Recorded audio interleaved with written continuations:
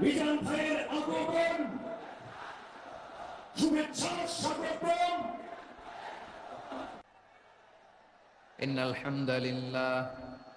إن الحمد لله نحمده ونستعينه ونستغفره ونؤمن به ونتوكل عليه ونعوذ بالله من شرور أنفسنا ومن سيئات أعمالنا من يهده الله فلا مضل له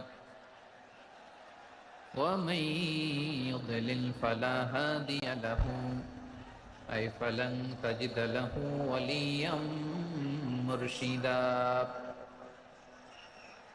ونشهد أن لا إله إلا الله وحده لا شريك له هو الذي لا ضد له ولا ند له لا مثل له ولا مثيل له لا وزير له ولا كفيل له لا شبه له ولا شبيه له لا ولد له ولا والد له وهو الواحد الفرد الصمد لم يلد ولم يولد ولم يكن له كفوا أحد ونشهد أن سيدنا ونبينا وحبيبنا وبشيرنا ونذيرنا وطبيبنا وطبيب أرواحنا وحبيبنا وحبيب ربنا محمدا عبد الله ورسوله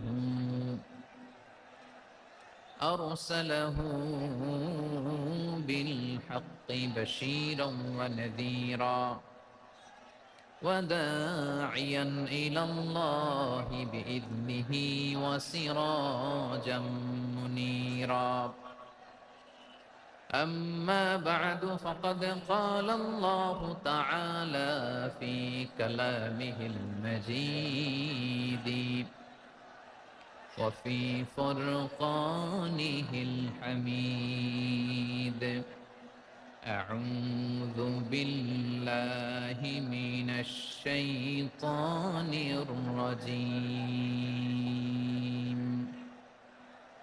بسم الله الرحمن الرحيم ولقد كرمنا بني آدم وحملناهم في البر والبحر ورزقناهم من الطيبات وفضلناهم على كثير ممن خلقنا تفضيلا إن الله وملائكته يصلون على النبي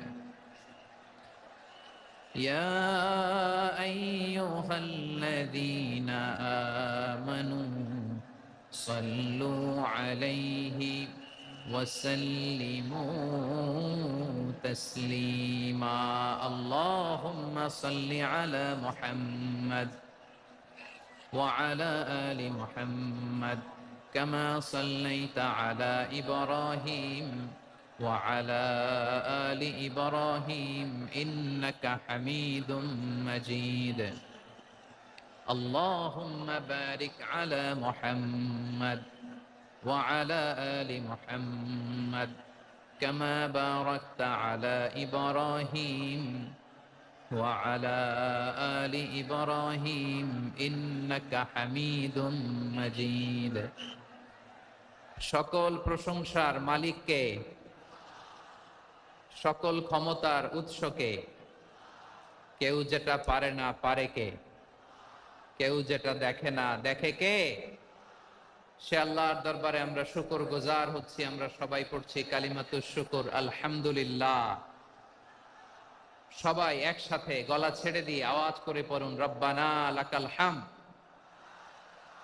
হামদান কাসীরান তাইয়িবান মুবারাকান ফীহি ইয়া রাব্বি লাকাল হামদু কামা ইয়ানবাগি লিজালালি ওয়াজহিকা ওয়া আযীমি সুলতানিকা লাকাল হামদু বিল ঈমান লাকাল হামদু বিল ইসলাম লাকাল হামদু বিল কুরআন। আল্লাহ রাব্বুল ইজ্জা ওয়াল জালালের দরবারে শুকরিয়া জ্ঞাপনের পাশাপাশি আমি আজকের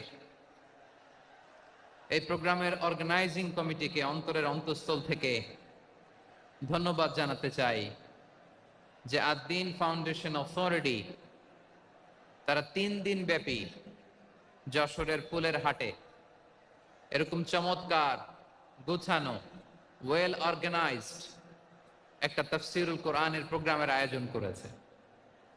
আমি আল্লাহর শুকরিয়া জ্ঞাপনের পাশাপাশি তাদেরকে আমার অন্তরের অন্তঃস্থল থেকে শুকরিয়া, ধন্যবাদ এবং মোবারকবাদ জানাতে চাই। আজকের প্রোগ্রামে উপস্থিত আছেন বৃহত্তর খুলনা বিভাগের ব্যবসায়ী ভাইয়েরা, কর্মজীবী ভাইয়েরা, ছাত্র ভাইয়েরা, পর্দার আড়ালে, মহিলা প্যান্ডেলে আমার মায়েরা, বোনেরা। উপস্থিত আছেন কওমি মাদ্রাসার মুহতামিম বৃন্দ, আলিয়া মাদ্রাসার প্রিন্সিপাল হুজুর, শিক্ষক বৃন্দ, ছাত্রবৃন্দ, ইমাম সাহেব, খতিব সাহেব, মুয়াজ্জিন সাহেব, আইন শৃঙ্খলায় কর্মরত ভাইয়েরা, ভলান্টিয়ার্স, মিডিয়া কর্মী, সাংবাদিক বন্ধুরা, ইউটিউবার্স, আমি সবাইকে অন্তরের অন্তঃস্থল থেকে শুভেচ্ছা জানিয়ে শুরু করতে চাই। 9টা প্যান্ডেল আছে, এখানে ধাক্কাধাক্কির কোনো মানি হয় না। তোমরা ধাক্কাধাক্কি করবা এই জন্য প্যান্ডেল করা হয় নাই 9টা। বসো, কোনো কথা নাই, বসো বসো। কানগুলো খরগোশের কানের মতো খাড়া করো, কোনো আওয়াজ নাই, আওয়াজ নাই, কোনো আওয়াজ নাই। এই যে প্রিয় ভাইয়েরা, আল্লাহর ওয়াস্তে চুপ করুন। যশোরের ভাইয়েরা, আল্লাহর ওয়াস্তে চুপ করুন। আমি 10 থেকে 0 গুনবো, এরপরে যদি আওয়াজ হয় চলে যাব, আমি চলে যাব, কিন্তু কোনো আওয়াজ নাই। আমি কিছু জিজ্ঞেস করলে উত্তর দেওয়ার সময় গলা ফাটায় আওয়াজ করতে হবে, ঠিক কিনা? বাস, এর বাইরে আর আওয়াজ নাই। 10 থেকে 0 গুনবো, হয় বসো, নয় অন্য প্যান্ডেলে যাও, কোনো আওয়াজ হবে না। 10, 9, 8, 7,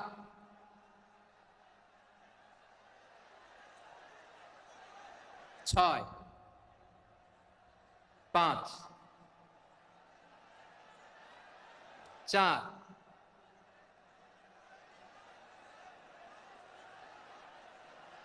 3, 2, 1, 0। প্রিয় ভাইয়েরা, অনেক আলোচনা হয়েছে 3 দিন ব্যাপী। দেশ বরেণ্য, প্রথিত যশা ওলামায়ে হযরতের মুখে আপনারা অসংখ্য কথা শুনেছেন। আমলের জন্য এগুলোই যথেষ্ট, নতুন করে আমার বলার কিছুর দরকার নাই। নতুন করে উপস্থাপনের মতো বলার মতো আমার কাছে কিছু নাইও। যা বলার 1500 বছর আগে আল্লাহ তাআলা উম্মাকে বলে দিয়েছেন, ঠিক কিনা? এমন কিতাব দান করেছে যে কিতাবে ভুল নাই, যতই পড়ি ততই শেখা যায়। বিয়ন্ডলেস, বাউন্ডলেস, বটমলেস, কুল কিনারা নাই, কুল কিনারা বিহীন সাগর, পড়েন সুবহানাল্লাহ। গত 3 দিন ধরে স্কলাররা যে সমস্ত বিষয় কোরআন সুন্নাহর আলোকে আলোচনা করেছে, আমরা যেন সেগুলোর উপর আমল করতে পারি। আল্লাহ তৌফিক দান করুক, আমরা পড়ি আমিন। আসুন এখানে আসার বসার এই প্রোগ্রামে অংশগ্রহণ করার উদ্দেশ্যকে নিয়তকে আমরা খালিস করে নেই। আজকে আমরা যা শুনবো শিখবো আমলের নিয়তে শুনবো, ঠিক কিনা বলেন? শেষ পর্যন্ত নীরবতা বজায় রাখবো। আমি উঠবো, আপনারা উঠবেন। এর আগে ওঠা যাবে না। স্কেডিউলে একটু চেঞ্জ এসেছে, এশার সালাত হয়নি। আমার আলোচনার পরপরই আজান হবে। এশার সালাতে আমরা জামাতে অংশগ্রহণ করে একসাথে বিদায় নেব ইনশাল্লাহ। বলেন, বিশৃঙ্খলা করলে আমার বুঝাতে পয়েন্টগুলো শেয়ার করতে দেরি হবে।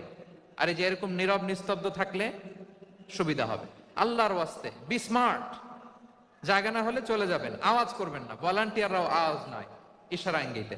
প্রিয় ভাইরা, যে টপিকটি নিয়ে আমি আপনাদের সামনে আজকে কথা বলতে চাই, টপিকটি অনেক গুরুত্বপূর্ণ।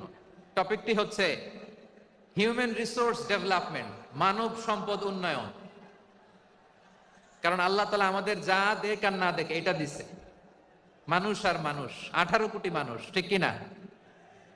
এই 18 কোটির জনসংখ্যার দেশে বসবাস করে আমরা খুশি না বেজার?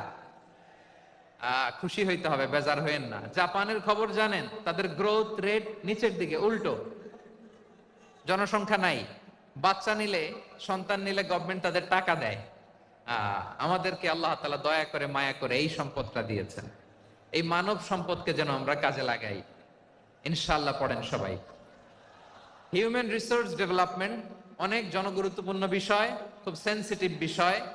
বুঝতে হবে যশোরের স্মার্ট ছেলেরা, এই যে আমি যাদেরকে দেখতে পাচ্ছি, all are the Gen Z of Jessore. যারা জেন জি, ওরা স্মার্ট, ওরা ইশারা ইঙ্গিতে কাজ করে। এই যে পুরো গদি উল্টায় দিছে, ঠিক কিনা? 24-এর ছাত্র নাগরিক অভ্যুত্থান আমাদের দেখিয়ে দিচ্ছে কিভাবে চোখের ইশারায় গদি উল্টে দিতে হয়। তো জেনজিদের নিয়ে বসেছে, ওরা তো স্মার্ট, ওরা ডিস্টার্ব করবে না। মেহেরবানি করে আমার সাথে কানেক্ট করো, 1 to 1, brain to brain, eye to eye, eye contact করো আমার সাথে, তাকাও। কষ্ট হলো আমার দিকে তাকাও, আওয়াজ করা যাবে না, আমার দিকে তাকাও। প্রিয় ভাইরা, হিউম্যান রিসোর্স ডেভেলপমেন্টের ব্যাপারে কিছু কথা বলবো। এই যে আমাদের বিশাল জনসংখ্যা, এই জনসংখ্যাকে কি করে জনসম্পদে রূপান্তরিত করা যায় এ ব্যাপারে কথা বলবো। আমি সূরাতু বনী ইসরাইলের 70 নম্বর আয়াত তেলাওয়াত করেছি। এই আয়াতের আলোকে কিছু কথা আমি আপনাদের সামনে বলবো। আল্লাহ তাআলা ইরশাদ করছেন, ওয়ালাকাদ কাররামনা বনী আদম ওয়া হামালনাহুম ফিল বাররি ওয়াল বাহরি ওয়া রাযাকনাহুম মিনাত তাইয়্যিবাত ওয়া ফাদ্দালনাহুম আলা কাসীরিম মিম্মান খালাকনা তাফদীলা। পড়েন আল্লাহু আকবার। রব্বুল আলামিন বলেন, ওয়ালাকাদ কাররামনা বনী আদম, আমি বনী আদমকে সম্মানিত করেছি, বনী আদমকে মর্যাদা দিয়েছি। ওয়া হামালনাহুম ফিল বাররি ওয়াল বাহর, বনী আদমকে জলে স্থলে, স্থলে এবং সমুদ্রে চলাচলের বাহন দিয়েছি। ওয়া রাযাকনাহুম মিনাত তাইয়্যিবাত, তাদেরকে পবিত্র রিজিকের বন্দোবস্ত করেছি। ওয়া ফাদ্দালনাহুম আলা কাসীরিম মিম্মান খালাকনা তাফদীলা, আর আমি আল্লাহ যাদেরকে সৃষ্টি করেছি তাদের মধ্য থেকে বনী আদমকে আমি শ্রেষ্ঠ বানিয়েছি।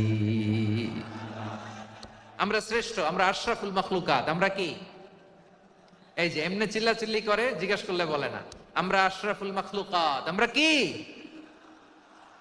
শ্রেষ্ঠ, সবার চেয়ে সেরা।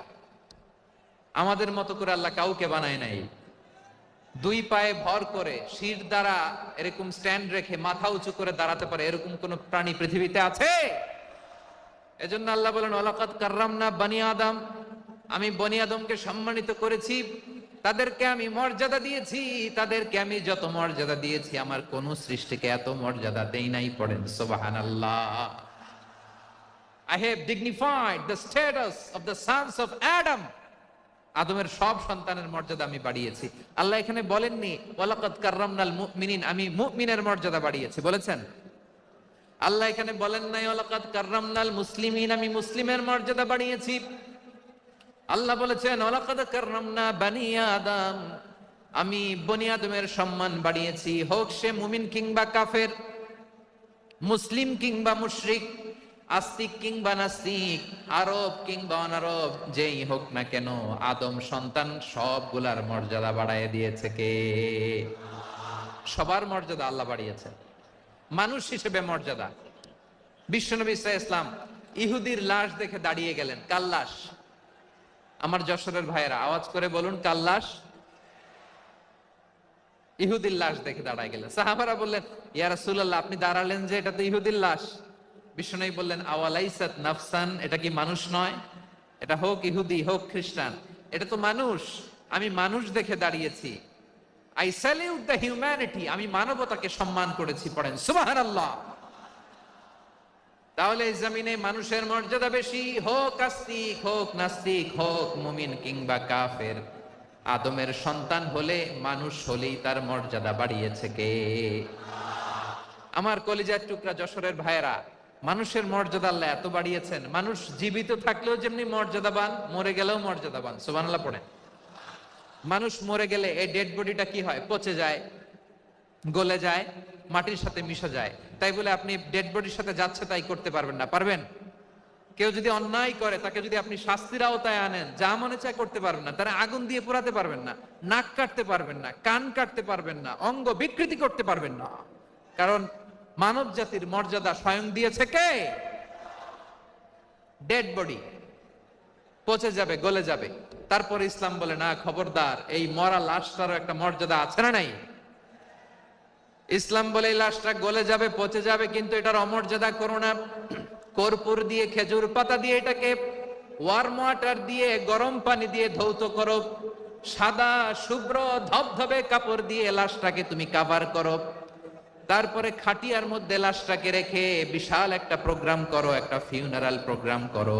ওই প্রোগ্রামের ডানে বায়ে পেছনে লাশটারে রাখলে হবে না, প্রোগ্রামের একেবারে সামনটাতে তুমি লাশটাকে রাখো।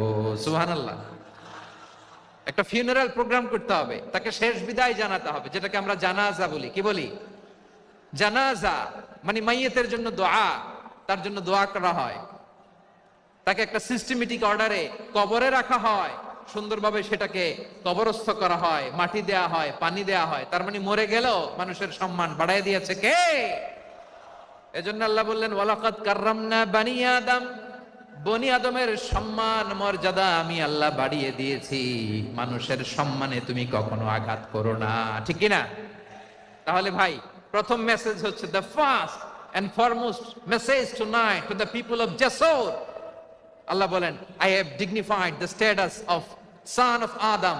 আমি বনি আদম সবার মর্যাদা বাড়িয়ে দিয়েছি, হোক আস্তিক নাস্তিক, হোক কাফের কিংবা মুশরিক, তার মর্যাদা বাড়াই দিছে কে? যখন বন্যা হয়, আমরা ত্রাণ নিয়ে যাই, আমরা শুধু মুসলমানদেরকে ত্রাণ দেই নাকি?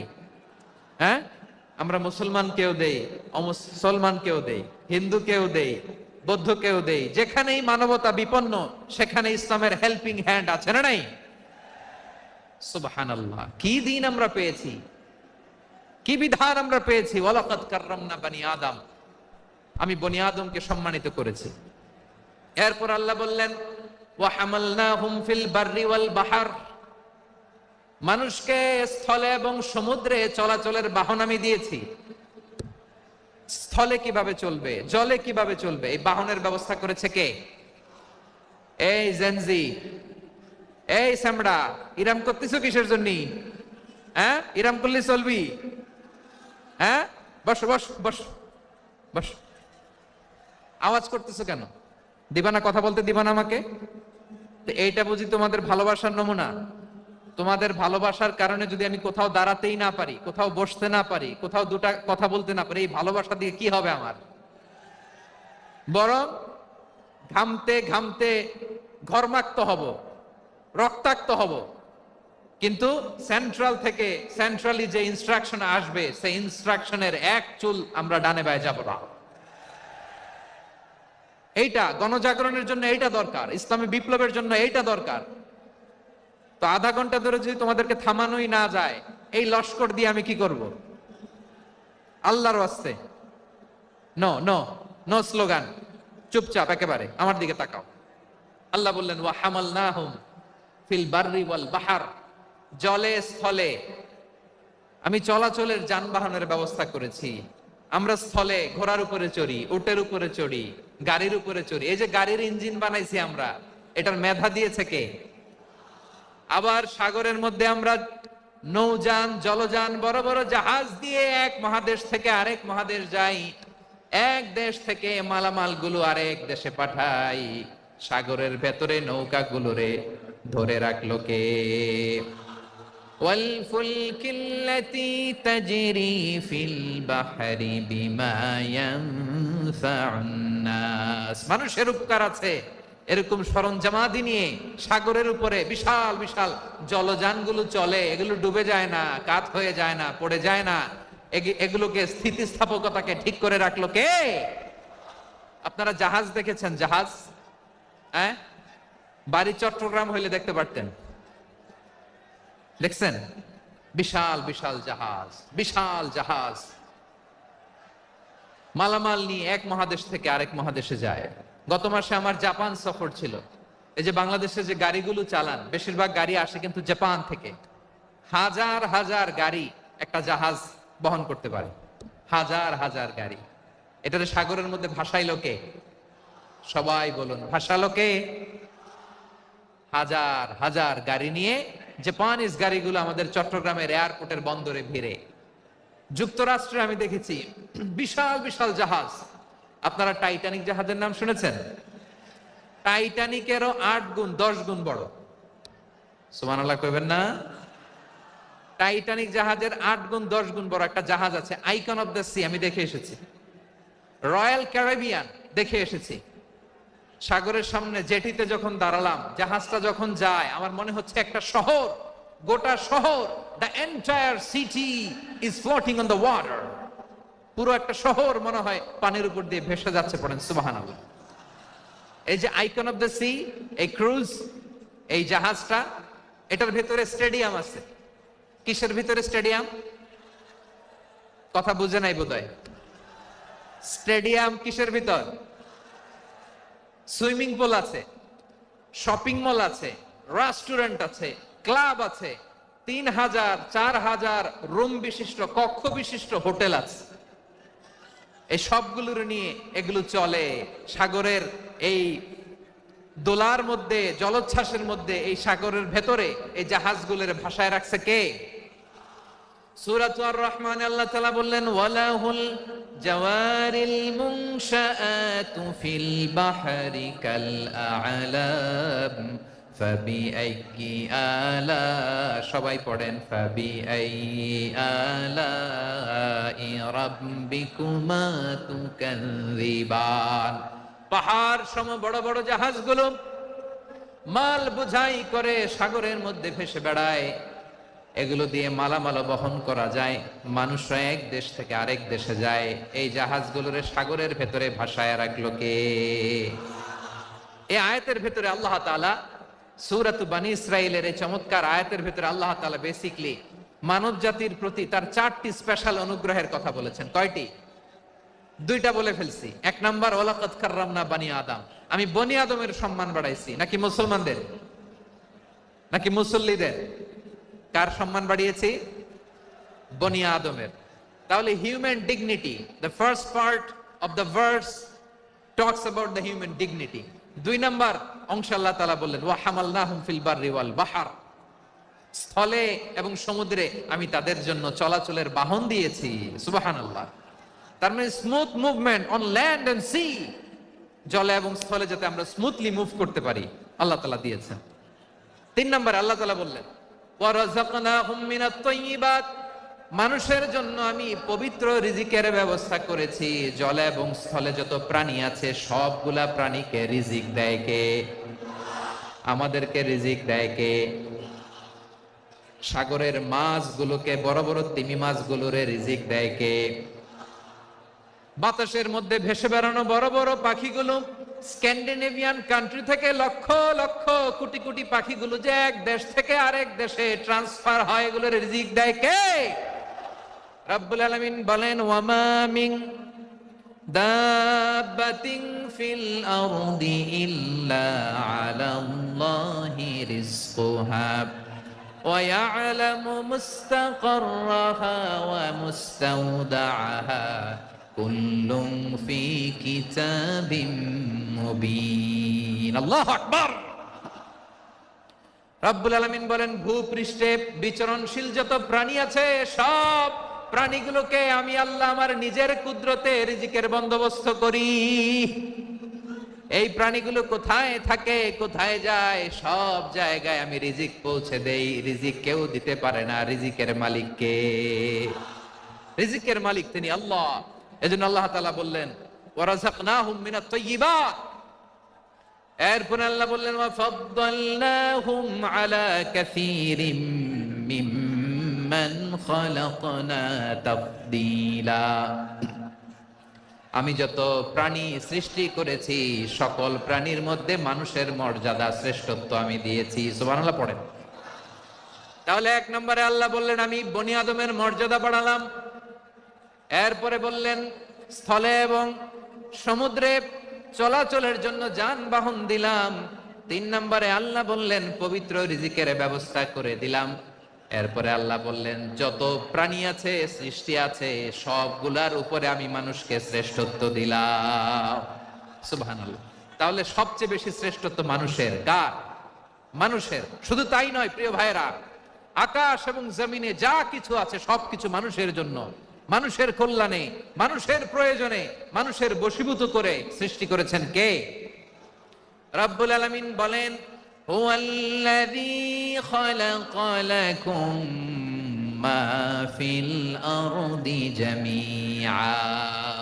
এই জমিনের মধ্যে যা কিছু আমি আল্লাহ সৃষ্টি করেছি সব কিছু আমি মানুষের জন্য সৃষ্টি করেছি। পড়েন সুবহানাল্লাহ। হুয়াল্লাযী খালাকা লাকুম মা ফিল আরদি জামিআ। যা আছে সব আমাদের জন্য, সব আমাদেরকে সার্ভিস দেওয়ার জন্য, আমাদের উপকারের জন্য, আমাদের কল্যাণের জন্য। আওয়াজ করে সবাই পড়ুন আল্লাহু আকবার। অন্য আয়াতে আল্লাহ বললেন, ওয়াসাখখারা লাকুম মা ফিস সামাওয়াতি ওয়া মা ফিল আরদি জামিআম মিন ইন্না ফি যালিকা লাআয়াতিন লিকাউমিন ইয়াতাফাক্কারুন।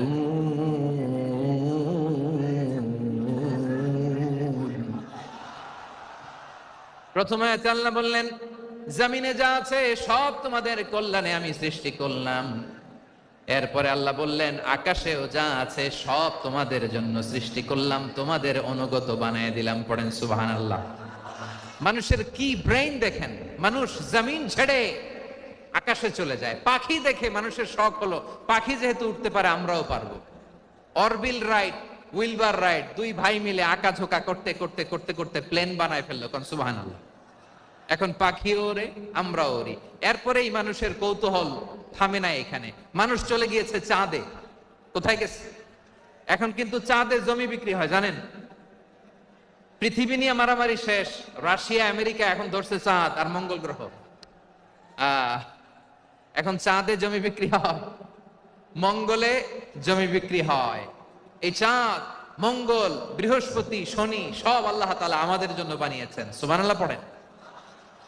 মানুষ সাগরের উপরে চড়ে, শূন্যে ভেসে বেড়ায়, পাহাড় কেটে সুড়ঙ্গ বানায়, টানেল বানায়। মানুষ ব্রডব্যান্ডের লাইন নিয়ে যায় সাগরের ভেতর দিয়ে, এক দেশ থেকে আরেক দেশে, এক মহাদেশ থেকে আরেক মহাদেশে। সুবহানাল্লাহ পড়েন। তার মানে গোটা বিশ্বের সবকিছুর উপরে control, superiority over all creatures, সবকিছুর উপর কন্ট্রোল, মনিটরিং, নিয়ন্ত্রণ, এটা প্রতিষ্ঠা করে দিয়েছে কে?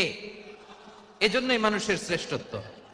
ওয়ালাকাদ কাররামনা বানি আদম, আমি বনি আদমের সম্মান বাড়িয়েছি, মর্যাদা আমি বাড়িয়ে দিয়েছি এই কারণে, কারণ মানুষ সবকিছুর উপর নিয়ন্ত্রণ নিতে পারে। মানুষকে নিয়ে এই কোরআনের সব আলোচনা, মানুষকে নিয়ে এই কোরআনের সব। তাই কোরআনের কেন্দ্রীয় আলোচ্য বিষয় হচ্ছে মানুষ।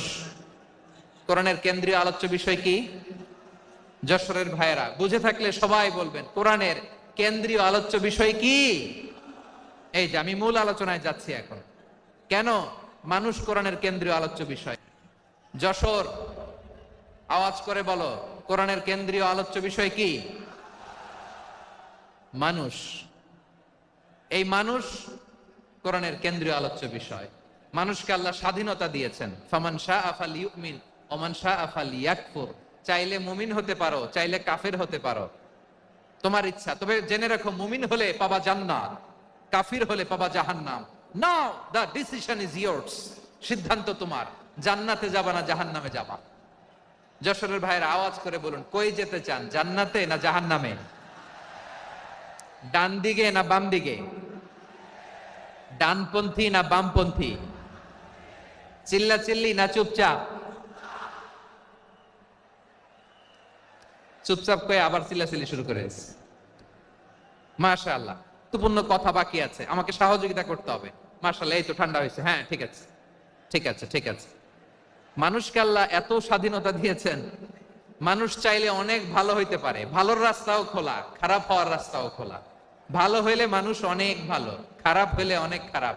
ভালো হইলে সবচেয়ে ভালো, খারাপ হইলে সবচেয়ে খারাপ। এজন্য সিদ্ধান্ত আপনাকে নিতে হবে। আল্লাহ তাআলা বলছেন, লাকাদ খালাকনাল ইনসানা ফি আহসানি তাকওয়িম সুম্মা রাদাদনাহু আসফালা সাফিলিন। আমি মানুষকে অনেক সুন্দর অবয়বে, সুন্দর আকৃতিতে সৃষ্টি করেছি। তার শুধু চেহারার ডিজাইনটাই সুন্দর নয়, তার ব্রেনটা বড্ড সুন্দর, তার মানসিকতা বড্ড সুন্দর, তার সৃজনশীলতা বড্ড সুন্দর। পড়েন সুবহানাল্লাহ।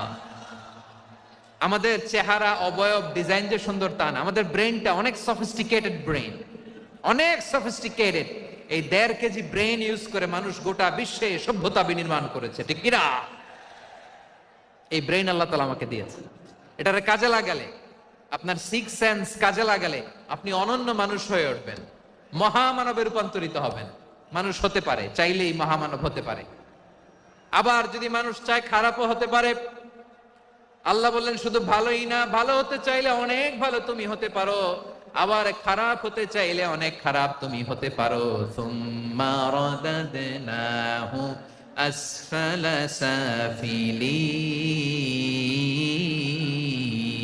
সাফিলিন। খারাপ হলে একেবারে খারাপ হতে পারো, নিকৃষ্ট হলে একেবারে নিকৃষ্ট হতে পারো, ভালো হলেও ভালো হতে পারো। কোন সুবহানাল্লাহ। এবার আওয়াজ করে বলুন, ভালো হতে চাই না খারাপ? শ্রেষ্ঠ না নিকৃষ্ট? মানুষ ভালো হলে মানুষ ফেরেশতার চেয়েও ভালো, মানুষ খারাপ হলে সে পশুর চেয়েও খারাপ। কথা ঠিক কিনা বলেন? ভালো হলে ফেরেশতার চেয়েও ভালো, খারাপ হলে পশুর চেয়েও নিকৃষ্ট। তার মানে শ্রেষ্ঠত্বে মানুষ, শ্রেষ্ঠত্বে ফেরেশতাকে হার মানায়, আর অধপতনে শ্রেষ্ঠত্বে ফেরেশতাকে ছাড়িয়ে যায়, আর অধপতনে পশুকেও হার মানায়। আই রিপিট, আমি আবারও বলছি, মানুষ শ্রেষ্ঠত্বে ফেরেশতাকে ছাড়িয়ে যায়, আর অধপতনে সে পশুকেও হার মানায়। আওয়াজ করে বলতে হবে ঠিক কিনা? এটার প্রমাণ কি? মানুষ শ্রেষ্ঠ হইলে যে ফেরেশতার চেয়েও সেরা, তার প্রমাণ কি? আল্লাহ তাআলা বলছেন, ওয়া ইয কুলনা লিল মালাইকাতি ইসজুদু লিআদামা ফাসাজাদু ইল্লা ইবলিস আবা ওয়াস্তাকবারা ওয়া কানা মিনাল কাফিরিন। আল্লাহ বলেন, স্মরণ করো সে সময়ের কথা যখন আমি ফেরেশতাদেরকে বললাম, ও ফেরেশতারা আদমকে সেজদা দাও। সব ফেরেশতারা সম্মান সূচক সেজদা আদমকে দিল, তারা আদমের জন্য সেজদায় লুটিয়ে পড়লো, একজন ছাড়া, তার নাম ইবলিস। আওয়াজ করে বলেন, তার নাম কি? সে অহংকার প্রদর্শন করলো, সে কাফের হয়ে গেল, বাকি সব ফেরেশতারা সেজদা দিল। সুবহানাল্লাহ। আবার আদম আলাইহিস সালামকে আল্লাহ জিজ্ঞেস করলেন, সব বলে দিল উত্তর, কিন্তু ফেরেশতাদেরকে একই প্রশ্ন জিজ্ঞেস করলেন, তারা উত্তর করতে পারে নাই। তার মানে এর মধ্য দিয়ে প্রমাণিত হয়, মানুষ ভালো হলে ফেরেশতার চেয়েও ভালো, ফেরেশতার চেয়েও মানুষের মর্যাদা বাড়িয়ে দিয়েছে কে? সব নূরের ফেরেশতা যখন মাটির আদমকে সেজদা দেয়, এটা প্রমাণ করে ফেরেশতার চেয়েও মানুষের মর্যাদা বাড়িয়ে দিয়েছে কে? তুমি মাটির আদমকে প্রথম সৃষ্টি করিয়া ঘোষণা করিয়া দিলে শ্রেষ্ঠ বলিয়া, তাই তো নূরের ফেরেশতা করে আদমকে সেজদা। ঠিক কিনা বলেন? তাই তো নূরের ফেরেশতা করে আদমকে সেজদা, সবার চেয়ে সম্মান দিলে মাটির আদমকে। আল্লাহু আল্লাহু তুমি জাল্লে জালালুহু, শেষ করা তো যায় না গে তোমার গুণগান। পারেন না? পড়েন। আল্লাহু আল্লাহু তুমি জাল্লে জালালুহু, শেষ করা তো যায় না গে তোমার গুণগান। আল্লাহু আল্লাহু, আল্লাহু আকবার। আদমের মর্যাদা বেশি, মানুষের মর্যাদা বেশি, মানুষ শ্রেষ্ঠ তার প্রমাণ নূরের ফেরেশতা মাটির আদমকে সেজদা করে আওয়াজ করে বলেন ঠিক কি না? তাহলে মানুষ ভালো হলে ফেরেশতার চেয়ে ভালো। আবার মানুষ যদি খারাপ হয় সে পশুর চেয়েও খারাপ, অধপতনে পশুত্বকে হার মানায়। তার প্রমাণ কি? তার প্রমাণ হচ্ছে যশোরের ভাইরা দেখবেন পত্রিকায় নিউজ পেপারে মাঝে মাঝে এরকম দেখা যায়, এক মানুষ আরেক মানুষকে হত্যা করে 20 টুকরা করে বস্তার ভিতরে ভরেছে। আপনারা এই নিউজ পড়েন নাই না? দেখেন নাই? দেখছেন? মানুষ মানুষকে হত্যা করে কয় টুকরা? জোরে বলেন। এখানেই ক্ষান্ত হয় না, আবার কোথায় ভরছে? বস্তার ভেতরে। আচ্ছা, বুঝে থাকলে আওয়াজ করে বলেন, কোনদিন শুনছেন একটা হাতি আর একটা হাতিকে হত্যা করে 20 টুকরা করছে, এরপরে বস্তার ভিতরে ভরছে? হয়েছে? তাহলে দেখেন, মানুষ যদি খারাপ হয় সে পশুকেও হার মানায়। চিল্লায় বলো ঠিক কিনা? এমনও দুশ্চরিত্র মানুষ আছে যার নজর থেকে 6 মাসের ছোট্ট মেয়ে থেকে শুরু করে 80 বছরের বৃদ্ধারাও নিরাপদ নয়। পশুকেও হার মানে।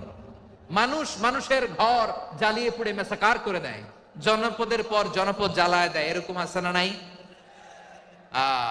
বোমা মেরে শহরগুলো উড়িয়ে দেয়। এই যে ইসরায়েল গাজার মধ্যে যে অ্যাটাক করেছে, এরা মসজিদ মানে নাই, মসজিদে বম ফেলেছে। এরা খ্রিস্টানদের চার্চ গির্জা মানে নাই, গির্জায় বম ফেলেছে। পৃথিবীর ইতিহাসে never happened in the history of the world that someone bombed on a hospital, on a ICU center. এমন হাসপাতাল যেখানে আইসিইউর রোগীরা আছে, ওই হাসপাতালের উপরও ইসরায়েলি সৈনিকেরা বোমা মেরেছে। জোরে বলেন ঠিক কিনা? এরা মানুষ?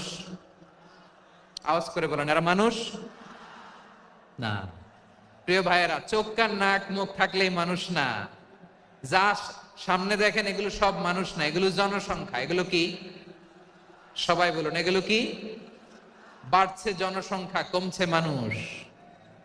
বাড়ছে জনসংখ্যা, কমছে। এই দুনিয়া এখন তো আর সেই দুনিয়া নাই, মানুষ নামের মানুষ আছে দুনিয়া বোঝাই, সেই মানুষের ভিড়ে আমার আসল মানুষ নাই। ঠিক কিনা? আসল মানুষের বড্ড অভাব, আসল মানুষের বড্ড অভাব। আমার ভাইয়েরা, মানুষ খারাপ হলে পশুকেও হার মানায়। মানুষে পার্থক্য আছে। নাক কান চোখ মুখ থাকলেই মানুষ নয়। বাড়ছে জনসংখ্যা, কমছে মানুষ। চিল্লায় বলো ঠিক কিনা? তাহলে আমরা বুঝলাম, মানুষ ভালো হলে অনেক ভালো, খারাপ হলে অনেক খারাপ।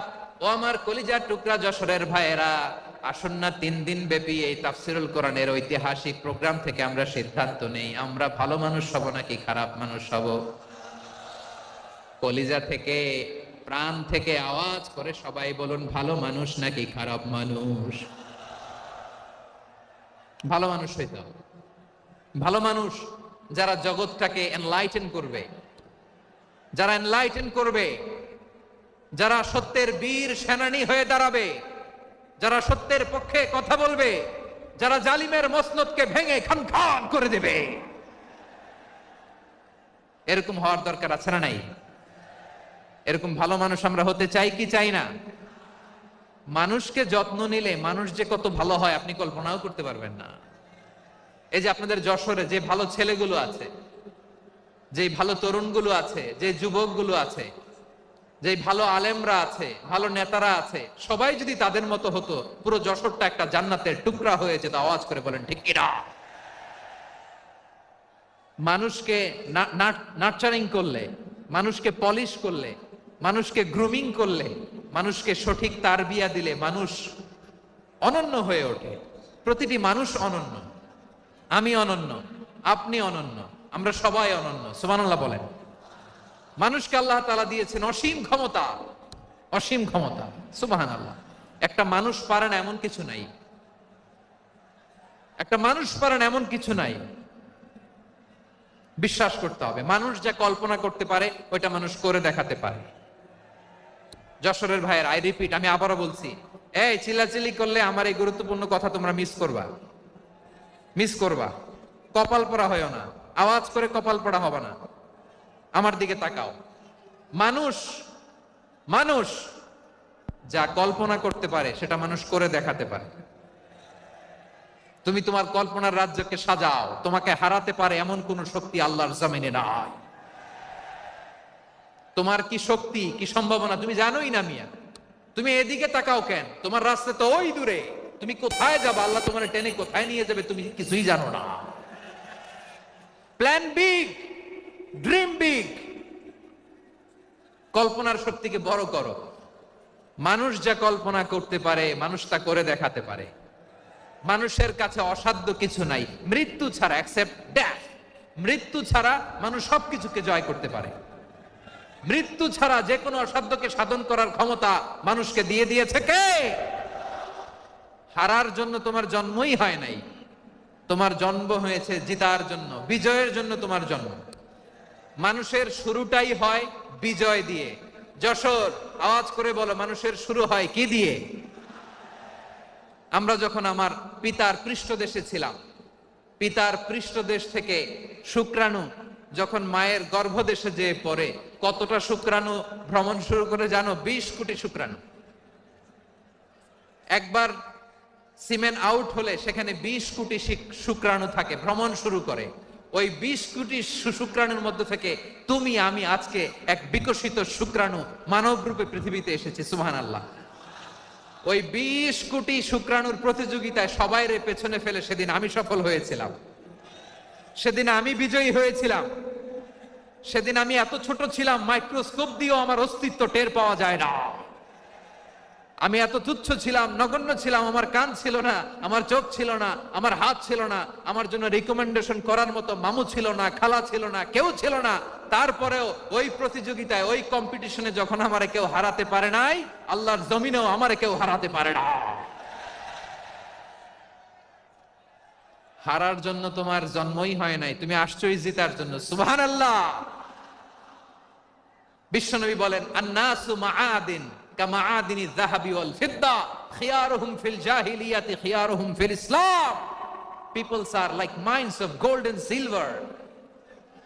সোনার খনি, রূপার খনি, এর চেয়ে বড় খনি হচ্ছে এই মানব সম্পদের খনি। আওয়াজ করে বলেন আল্লাহু আকবার।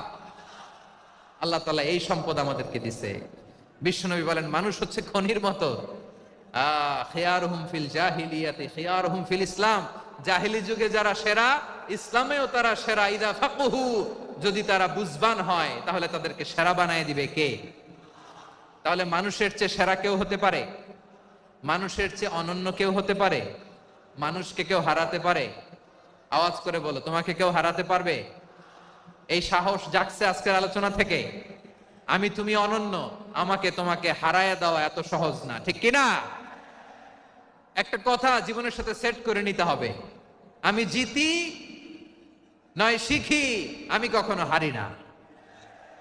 জীবনের সাথে সেট করে নাও, জেনজি অফ যশোর, আমি কখনো হারি না, আমি হয় জিতি নয় শিখি। চিল্লায় বলো ঠিক কিনা? আমি কখনো হারি না, আমার হারানো এত সোজা না। কি সাহস জাগছে? বুকে সাহস জাগছে? তাকবীর পড়ো, লিল্লাহে তাকবীর। তাহলে বিশ্বনবী বললেন, নাসু মাআদিন, মানুষ হচ্ছে খনি। এই ধাক্কা ধাক্কি আমি জানি, এগুলো ভালোবাসার ধাক্কা ধাক্কি, এজন্য আমি সহ্য করে নেই। এগুলো যে ভালোবাসার ধাক্কা ধাক্কি এটা আমরা বুঝি। পৃথিবীর কোন আইন, সিকিউরিটি প্রটোকল দিয়ে এটারে মানানো যাবে না, কারণ এটা তো ভালোবাসা, লাভ। লাভ কোনো আইন কানুন দিয়ে বাধা যায় না, মানানো যায় না, ঠিক কিনা বলো?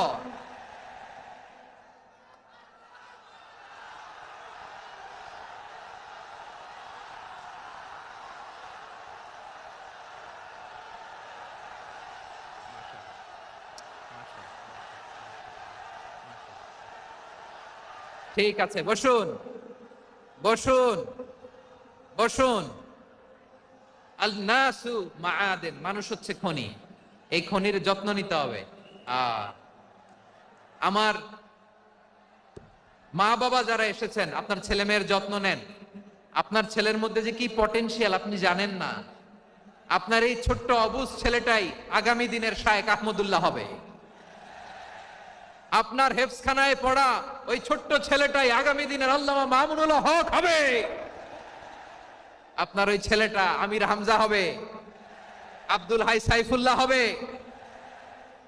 এভাবে বড় বড় আলেম হবে, তারা যুগশ্রেষ্ঠ আলেম হবে। সেই একদিন এই বাংলাদেশের পার্লামেন্টে যে বক্তব্য দিয়ে যশোরের পক্ষে কথা বলবে।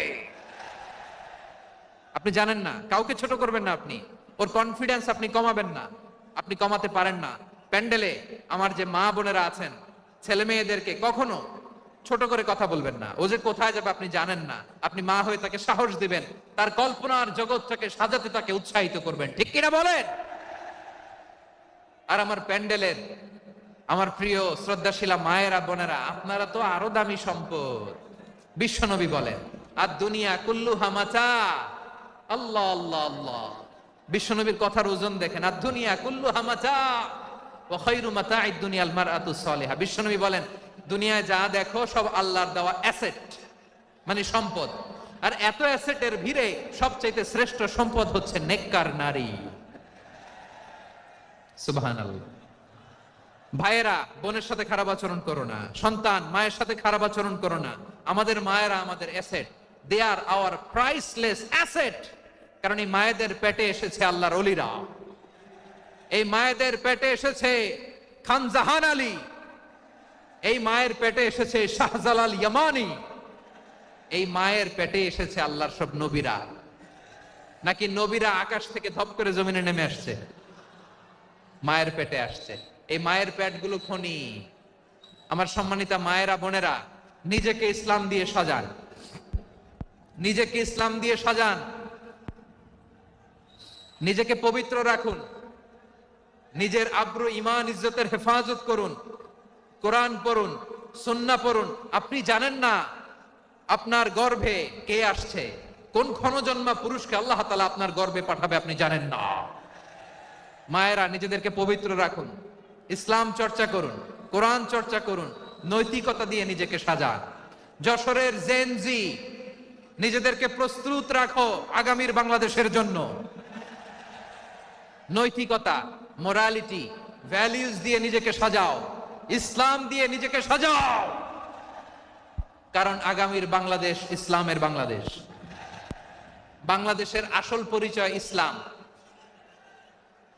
বাংলাদেশের আসল পরিচয় কি? সবাই বলে না।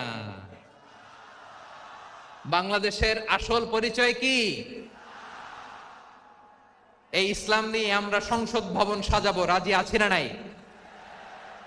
শেকড় ভুলে যাওয়া যাবে না। আমরা ধাপে ধাপে শারিয়া আইনের দিকে যাব ইনশাআল্লাহ, কিন্তু জঙ্গিবাদ দিয়ে নয়, কট্টরপন্থা দিয়ে নয়। আমরা ইন্টেলেকচুয়ালি, গ্রাজুয়ালি, ধাপে ধাপে শারিয়া আইনের দিকে মুভ করব ইনশাআল্লাহ। বলো লিল্লাহি তাকবীর। এদেশের আসল পরিচয় সবাই বলে না, আওয়াজ করে, এদেশের আসল পরিচয়। এদেশে আজান শুনে সূর্য ওঠে শহর গ্রামে, এদেশে আজান শুনে সূর্য ডুবে সন্ধ্যা নামে, এদেশে সকল কাজে সবাই বলে বিসমিল্লাহ, এদেশে ভালো কিছু দেখে শুনে হাসি মুখে সবাই বলে মাশা আল্লাহ, সুবহানাল্লাহ সুবহানাল্লাহ সুবহানাল্লাহ সুবহানাল্লাহ সুবহানাল্লাহ সুবহানাল্লাহ সুবহানাল্লাহ সুবহানাল্লাহ। ও নবীন তরুণ, তোমার কিসের এত ভয়? জেনে রেখো বাংলাদেশের আসল পরিচয়। বাংলাদেশের আসল পরিচয় ইসলাম। আওয়াজ তুলে বলো, আসল পরিচয় কি? এদেশে পরস্পরে দেখা হলে দেয় সালাম, এদেশে আমজনতার হৃদয় জুড়ে পাক কালাম। ঠিক কি না? এদেশে বিপদ এলে সর্বজনে সর্বক্ষণে দোয়া পড়ে ইন্না লিল্লাহ সুবহানাল্লাহ সুবহানাল্লাহ সুবহানাল্লাহ সুবহানাল্লাহ। এদেশে আজান শুনে সূর্য ওঠে শহর গ্রামে, এদেশে আজান শুনে সূর্য ডোবে সন্ধ্যা নামে, এদেশে সকল কাজে সবাই বলে বিসমিল্লাহ, এদেশে ভালো কিছু দেখে শুনে হাসি মুখে সবাই বলে মাশা আল্লাহ সুবহানাল্লাহ। আওয়াজ করে সুবহানাল্লাহ সুবহানাল্লাহ সুবহানাল্লাহ সুবহানাল্লাহ। সবাই একসাথে সুবহানাল্লাহ সুবহানাল্লাহ সুবহানাল্লাহ সুবহানাল্লাহ। এদেশের আসল পরিচয় কি? আওয়াজ করে বলতে ভয় লাগে। এদেশের আসল পরিচয় কি? ইসলাম দিয়ে আমাদের সংসদ ভবন চলুক, আমরা চাই কি চাই না? বঙ্গভবনে লা ইলাহা ইল্লাল্লাহর পতাকা উড়ুক, আমরা চাই কি চাই না? প্রতিটি জেলা অফিসে, ডিসি অফিসে লা ইলাহার পতাকা ঝুলুক, আমরা চাই কি চাই না? কারা কারা চাই হাত তুলে আল্লাহরে দেখায়।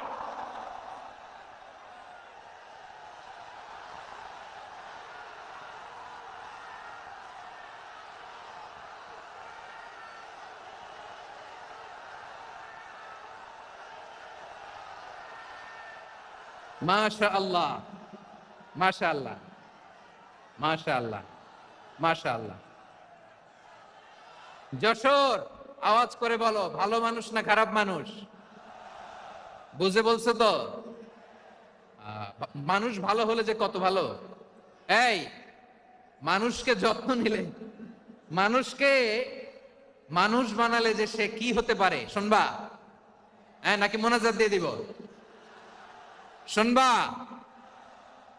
তাহলে থামতে হবে। থামো, আমি যখন বলবো থামো থামো, তাকবীরের সময় দিলে তাকবীর, থামো থামো। মানুষকে যত্ন নিলে, এই এদিকে এদিকে, ড্রোন নামায় ফেলো। হয়েছে, ড্রোনের ফুটেজ হয়ে গেছে, এবার ড্রোন নামায় ফেলো। আমার দিকে তাকাও। মানুষকে, তোমরা এদিক সেদিক তাকালে তো গুরুত্বপূর্ণ পয়েন্ট মিস হয়ে যাবে। এদিকে এদিকে, হ্যাঁ মাস ঠিক আছে, এদিকে। মানুষকে যত্ন নিলে মানুষের মধ্যে যারা কি পটেনশিয়াল রেখেছে। আমি জাপানের দুইটা উদাহরণ দেই। জাপানের, এই এই এভাবে এভাবে হবে, হয় বসো নয় পেছনে, কথা নেই, কথা তো বলাই যাবে না, হারাম কথা বলা। আজকে একেবারে চুপ, আজকের জন্য হারাম করে দিছে আমি, এই কিছু সময়ের জন্য একেবারে নিষিদ্ধ। জাপানের দুইটা উদাহরণ দেই, খেয়াল করে একটু শোনেন, বুঝবেন। আল্লাহ, 2022 সালে জাপানের সাথে জার্মানির খেলা, ফিফা ওয়ার্ল্ড কাপ 2022। এক পক্ষে জাপান, আরেক পক্ষে কোন দেশ? কথা শোনে নাই। এক পক্ষে কোন দেশ, আরেক পক্ষে সবাই। এক পক্ষে আরেক পক্ষে। ওই খেলায় জিতেছিল জাপান, জিতেছিল 22 সালের এই ফিফা ওয়ার্ল্ড কাপে। জাপান ফুটবল খেলায় জিতে, as a part of their celebration, তারা খেলার পরে পুরো স্টেডিয়ামটারে ক্লিন করে। The fan base of Japan, লক্ষ লক্ষ মানুষ খেলা দেখতে যায়, তো এত ডাস্টবিনও তো নাই। তো যারা ডাস্টবিনে জায়গা পায় নাই, তারা এই যে চকলেটের প্যাকেট, পানির বোতল, চিপসের প্যাকেট তারা এদিকে সেদিকে রেখে দিয়েছে। জাপানের ভক্তরা, জাপানের ফলোয়াররা, as a part of their celebration, তারা খেলার পরে পুরো স্টেডিয়ামের সব ময়লা আবর্জনা ক্লিন করে তারপরে বিদায় নিয়েছে। তাদেরকে কি ক্লিন করার দায়িত্ব দেওয়া হয়েছিল?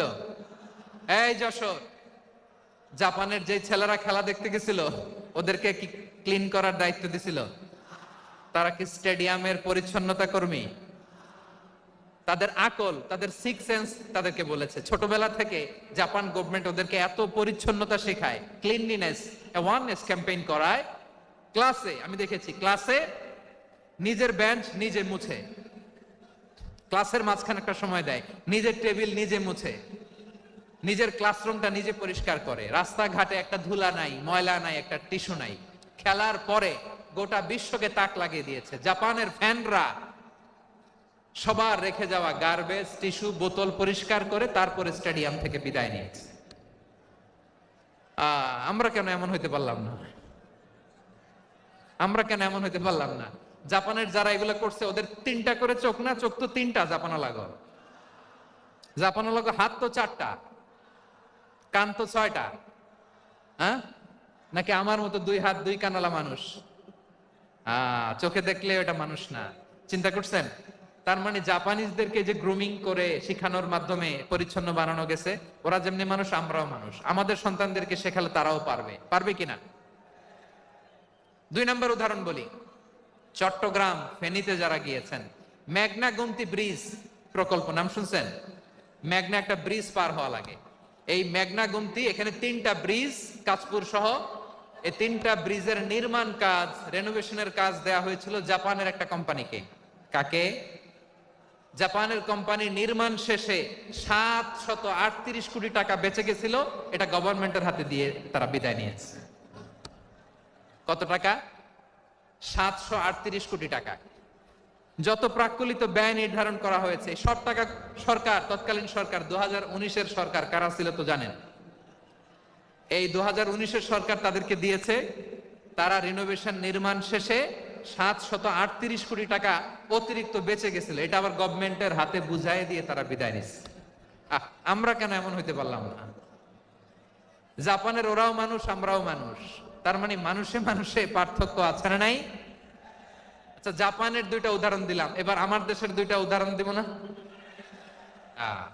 বাংলাদেশের 2টা উদাহরণ দিই। 1 নম্বর উদাহরণ, গত সপ্তাহে আপনারা জানেন কক্সবাজার আমার একটা প্রোগ্রাম ছিল, তো হেলিকপ্টারে গিয়েছিলাম।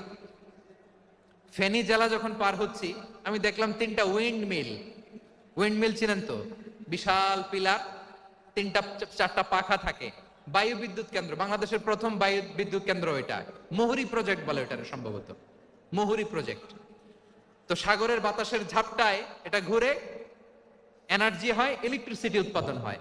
তো আমি পাইলটকে বললাম, ভাই এগুলো থেকে কেমন ইলেকট্রিসিটি উৎপাদন হয়? কয়, হুজুর একটুও হয় না, কিছুই হয় না। কিছুই হয় না মানে? বলে, হুজুর বাংলাদেশে যত উইন্ড মিল আছে এটার পাখা একটাও ঘুরে না। আল্লাহ, বলেন কি? তাহলে যে কোটি কোটি টাকা ব্যয় করে যে উইন্ড মিল, কয় হুজুর ভিতরে ফিটফাট, উপরে ফিটফাট, ভিতরে সদরঘাট। তার মানে কোটি কোটি টাকা দিয়ে এই উইন্ড মিল বানায়, এখানে কিছু নাই, দুর্নীতির আড্ডাখানা, আখড়াখানা বাংলাদেশ, ঠিক কিনা বলেন? হায় রে, জাপানিজরাও মানুষ, আমরাও মানুষ। আমার এক নিকটাত্মীয় সরকারি চাকরিজীবী, উনি আমাকে বললেন, বাংলাদেশের আরেকটা উদাহরণ দেখি। উনি আমাকে বললেন যে প্রতি বছর আমাদের অফিসের ফার্নিচার চেঞ্জ করে। আমি বললাম, প্রতি বছর ফার্নিচার চেঞ্জ করে কেন? বলে যে ফার্নিচার নতুন পারচেজ করলেই তো এখানে টাকা, নতুন কিনতে পারলেই টাকা, নতুন উন্নয়নের সবক শোনাতে পারলেই টাকা। প্রথম আলোর রিপোর্ট, কি আলো? প্রথম আলোর রিপোর্ট, গত 15 বছরে উন্নয়নের নামে লুটপাট হয়েছে প্রায় 3.25 লাখ কোটি টাকা। কার রিপোর্ট? আমাদের বানানো কথা, প্রথম আলোর রিপোর্ট। গত 15 বছরে কারা ছিল জানেন তো? হ্যাঁ, শুধু ওনাদেরকেই দোষ দিয়ে লাভ নাই। স্বাধীনতার পর থেকে শুধু শাসকের হাত বদল হয়েছে, আমরা কিছু পাই নাই, ঠিক কিনা বলেন? শুধু ওনাদের দোষ দিয়ে কি লাভ? একদল খাইছে, আরেক দল খাওয়ার জন্য রেডি হয়ে আছে। আমরা এরকম চাই না, জনগণকে ফুটপাতে বসাই দিচ্ছে। প্রিয় ভাইয়েরা, জাপানের মানুষও মানুষ, আমরাও মানুষ। সিদ্ধান্ত আপনার, কোন মানুষ হবেন, ভালো মানুষ না খারাপ মানুষ? আজকের আলোচনার বিষয় হচ্ছে মানব সম্পদের উন্নয়ন, human resource development. It's a process to increase the capacity of knowledge, skill, capacity of the people of a country. একটা দেশের মানুষের জ্ঞান, তাদের দক্ষতা কি করে বাড়ানো যায়, বাড়িয়ে দেশের উন্নয়ন করানো যায়, এটাই হচ্ছে মানব সম্পদ উন্নয়নের মূল কথা। তাহলে মানব সম্পদ হচ্ছে একটা দেশের সবচাইতে শক্তিশালী পুঁজি। প্রাকৃতিক সম্পদ, খনিজ সম্পদের চেয়েও দামি হচ্ছে মানব সম্পদ। আমার প্রিয় যশোর, প্রাকৃতিক সম্পদ, খনিজ সম্পদের চেয়ে দামি সম্পদ কি সম্পদ? আল্লাহ তাআলা দয়া করে আমাদেরকে এই মানব সম্পদ দিয়েছেন। আসুন আমাদের এই মানুষগুলোকে আমরা সোনার মানুষ বানাই। রাজি আছেন তো সবাই? রাজি আছেন? মানুষ পারে না এমন কোনো কিছু নাই, চাইলে সব পারে। এজন্য মানুষকে তারবিয়া দিতে হবে, যথাযথভাবে তাদেরকে গড়তে হবে। আসুন আমরা সিরাতের আয়নায় বিশ্বনবীর জীবনী থেকে দেখি তিনি কিভাবে হিউম্যান রিসোর্সকে ম্যানেজ করতেন। যদি আপনাদের সময় হয় দু একটা উদাহরণ দিয়ে আজকে আমি আমার আলোচনার বিদায় নিব। হবে সময় হবে কয়েক মিনিট? হ্যাঁ, শান্ত থাকবেন তো? শান্ত থাকবা? হ্যাঁ, ঠিক আছে। এই ধাক্কার মধ্যে ঢুকছে, এবার মজা বুঝতেছো তো? হ্যাঁ, মানা করছিলাম না? ঠিক আছে, টের পাও। হ্যাঁ, ঠিক আছে। যে আওয়াজ করবে আমি ওকে দেখতেছি, কে কে আওয়াজ করে দেখতেছি। শেষ কথা, শেষের দিকে চলে আসছি। বিষ্ণু ইসলাম কিভাবে হিউম্যান রিসোর্সকে ম্যানেজ করতেন, মজার কথা আছে কয়েকটা, বলে বিদায় নিব। বিশ্বনবী কিভাবে এই মানব সম্পদকে ম্যানেজ করতেন। বিশ্বনবী he was a very good talent hunter, চৌকস ট্যালেন্ট হান্টার ছিল। কার মধ্যে কি ট্যালেন্ট আছে দেখলেই বুঝে ফেলতেন। সুবহানাল্লাহ পড়বেন না? কি নবী আমরা পেয়েছি! He was a very good talent hunter. আমার নবী তিনি চৌকস ট্যালেন্ট হান্টার ছিলেন। কার মধ্যে কি প্রতিভা বের করতেন, ওই প্রতিভাকে ইসলামের কল্যাণে কাজে লাগাতেন। সুবহানাল্লাহ বলেন। যাকে যেই জায়গায় সেট করলে ভালো হবে তাকে ওই জায়গায় সেট করতেন। কয়েকজন সাহাবীর জীবনী শোনাই।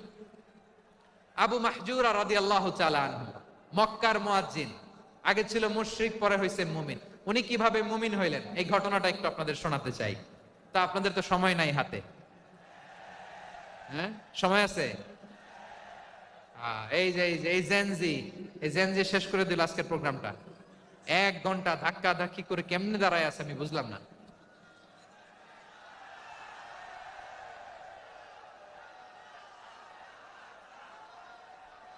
না না, তাকবির না, চুপ করতে হবে। What I need you stop, just shut up, চুপ। হ্যাঁ, ঠিক আছে, এভাবে। আবু মাহজুরা রাদিয়াল্লাহু তাআলা আনহু কিভাবে মুসলিম হলেন আওয়াজ করে শুনেন। হুনাইনের যুদ্ধ 8ম হিজরি, বিষ্ণু ইসলাম হুনাইনের যুদ্ধ শেষে ফিরতেছেন। পথিমধ্যে বেলাল রাদিয়াল্লাহু তাআলা আনহু, এই যে আবার কথা, আই রে আল্লাহ রে, এখানে ধাক্কা ধাক্কি কেন? চলে যাও, পেছনে যাও, যাও পেছনে যাও। কি আজীব তামাশা! যেখানে যায় এখানে ধাক্কা ধাক্কি, মারামারি, গায়ের উপরে, কাঁধের উপরে, শাউটিং। অনেক গুরুত্বপূর্ণ কথা পয়েন্ট করে নিয়ে আসি যে বলবো, এই শাউট করার কারণে প্রোগ্রামটাই নষ্ট করে দেয়। আসছে আমার ভালোবাসা দেখাইতে, প্রোগ্রামটাই শেষ করে দিয়ে চলে যায়। স্টপ, আবার কথা বল, স্টপ। হুনাইনের যুদ্ধে 8ম হিজরি, কত হিজরি সবাই বলেন না একটু, কত হিজরি? 8ম হিজরিতে হুনাইনের যুদ্ধে রাসূল সাল্লাল্লাহু আলাইহি ওয়াসাল্লাম ফিরে আসতেছেন মদিনায়। পথিমধ্যে বেলাল রাদিয়াল্লাহু তাআলা আনহু আযান দিচ্ছেন। কি দিচ্ছেন? তো পাশে ছিল মুশরিকদের একটা পল্লী, কিছু মুশরিক তরুণ, কিছু অমুসলিম কিশোর, তারা আযানকে ব্যঙ্গ করতেছে। আমাদের বাংলায় মুখ ভেঙ্গানো বলে আর কি। বেলাল রাদিয়াল্লাহু তাআলা আনহু আযান দিচ্ছেন, ওই বাচ্চাগুলো মুশরিক, তো ওরা আযানকে ব্যঙ্গ করতেছে, বিকৃতি করে ওরাও আযান দিচ্ছে। উদ্দেশ্য হচ্ছে আযানকে নিয়ে ঠাট্টা করা। উদ্দেশ্য কি? ঠাট্টা করা। ব্যাপারটা মনে কষ্ট পাওয়ার মতো ব্যাপার না? কিন্তু বিশ্বনবী ওইখানে দেখেন কি খুঁজলেন। বিশ্বনবী খেয়াল করলেন অমুসলিম কিশোরদের মধ্য থেকে একটা কিশোরের গলাটা বড় দরাজ গলা, কণ্ঠটা বড় সুন্দর। খেয়াল করে দেখলেন যে কিছু কিশোর বেলালের আযানকে ব্যঙ্গ করে, বিকৃতি করে, কিন্তু একজনের কণ্ঠ দেখতে পাচ্ছেন না এত দূরে, কিন্তু কণ্ঠটা বড় সুন্দর, দরাজ গলা। বিশ্বনবী সাহাবীদেরকে বললেন, ধরো এগুলারে, ধরো। সবগুলারে ধরে বিশ্বনবীর সামনে আনা হলো। ওরা হাঁটু গেড়ে বসলো। বিশ্বনবী বললেন, তোমাদের মধ্যে কে যেন ব্যঙ্গ করে আযান দিচ্ছিল, তার গলাটা বড় উঁচু, গলার বেসটা বড় মজবুত, মেলোডিয়াস, সুমধুর কণ্ঠ, কে? আবু মাহজুরা বলে, আমার বন্ধুরা সবাই আমার দিকে আঙ্গুল দেখায়, আমি পড়ে গেছি বিপদে। রাসূল সাল্লাল্লাহু আলাইহি ওয়াসাল্লাম বাকি অমুসলিম তরুণদেরকে ছেড়ে দিলেন, বললেন তোমরা যাও। এবার আবু মাহজুরারে পাইছে। আবু মাহজুরার চুলের মধ্যে হাত দিলেন বিশ্বনবী, মাথায় হাত দিয়ে বললেন, এবার আযান দাও দেখি। আবু মাহজুরা বলে, আমি তো আযান দিতে জানি না। কারণ আমি তো বেলালেরটা শুইনা দিছি, আমার তো মুখস্থ নাই, আমি তো আজান দিতে জানি না। বিষ্ণু বললেন, জানো না? তাহলে আসো, আমি তোমারে শিখাই দেই। সুবহানাল্লাহ পড়েন। আবু মাহজুরা হাঁটু গেড়ে বসে বিশ্বনবীর মোবারক হাত আবু মাহজুরার চুলের মধ্যে। বিশ্বনবী আজানের মুআল্লিম আবু মাহজুরাকে বলতেছে, ঠিক আছে তোমারে শিখাই দিচ্ছি, আমি যা যা বলবো আমার সাথে সাথে বলো, পারবা? আবু মাহজুরা বলে, পারবো।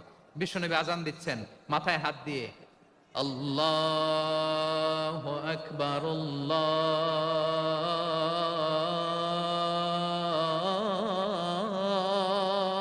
আকবার। আবু মাহজুরা এই বাক্যটা পড়লেন। বিশ্বনবী দ্বিতীয় বাক্য পড়তে আরম্ভ করলেন, আল্লাহু আকবার, আল্লাহু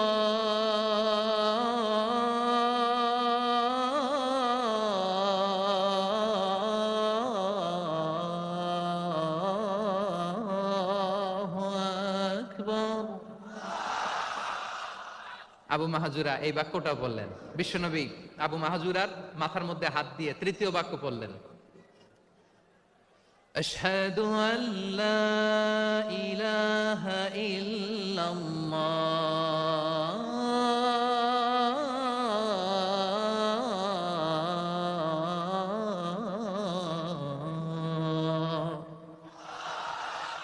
আবু মাহজুরা তৃতীয় বাক্য পড়লেন। বিশ্বনবী একটা বাক্য পরে আবু মাহজুরা পরে, বিশ্বনবী পরে আবু মাহজুরা পরে। আবু মাহজুরা কিন্তু অমুসলিম, মুশরিক।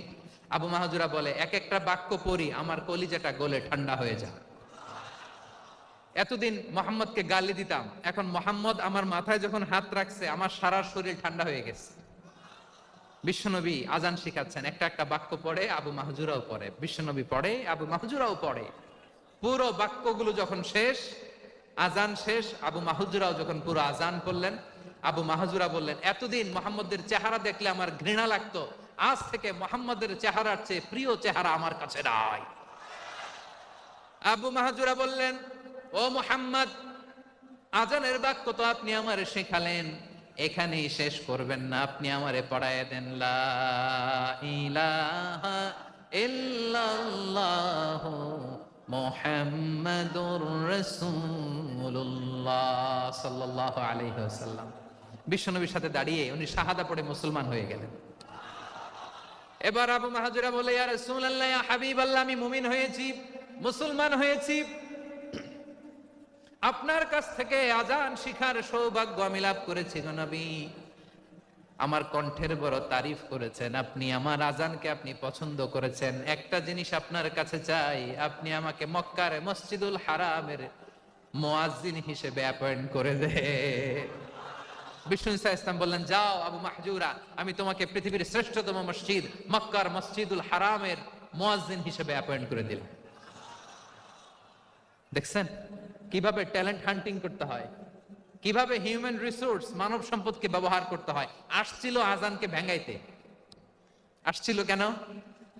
আজানকে ব্যঙ্গ করার জন্য, বিকৃত করার জন্য। আজানকে বিকৃত করতে যে ইসলামের সবচেয়ে শ্রেষ্ঠ মসজিদের মুয়াজ্জিন হয়ে গেল। পড়েন সুবহানাল্লাহ।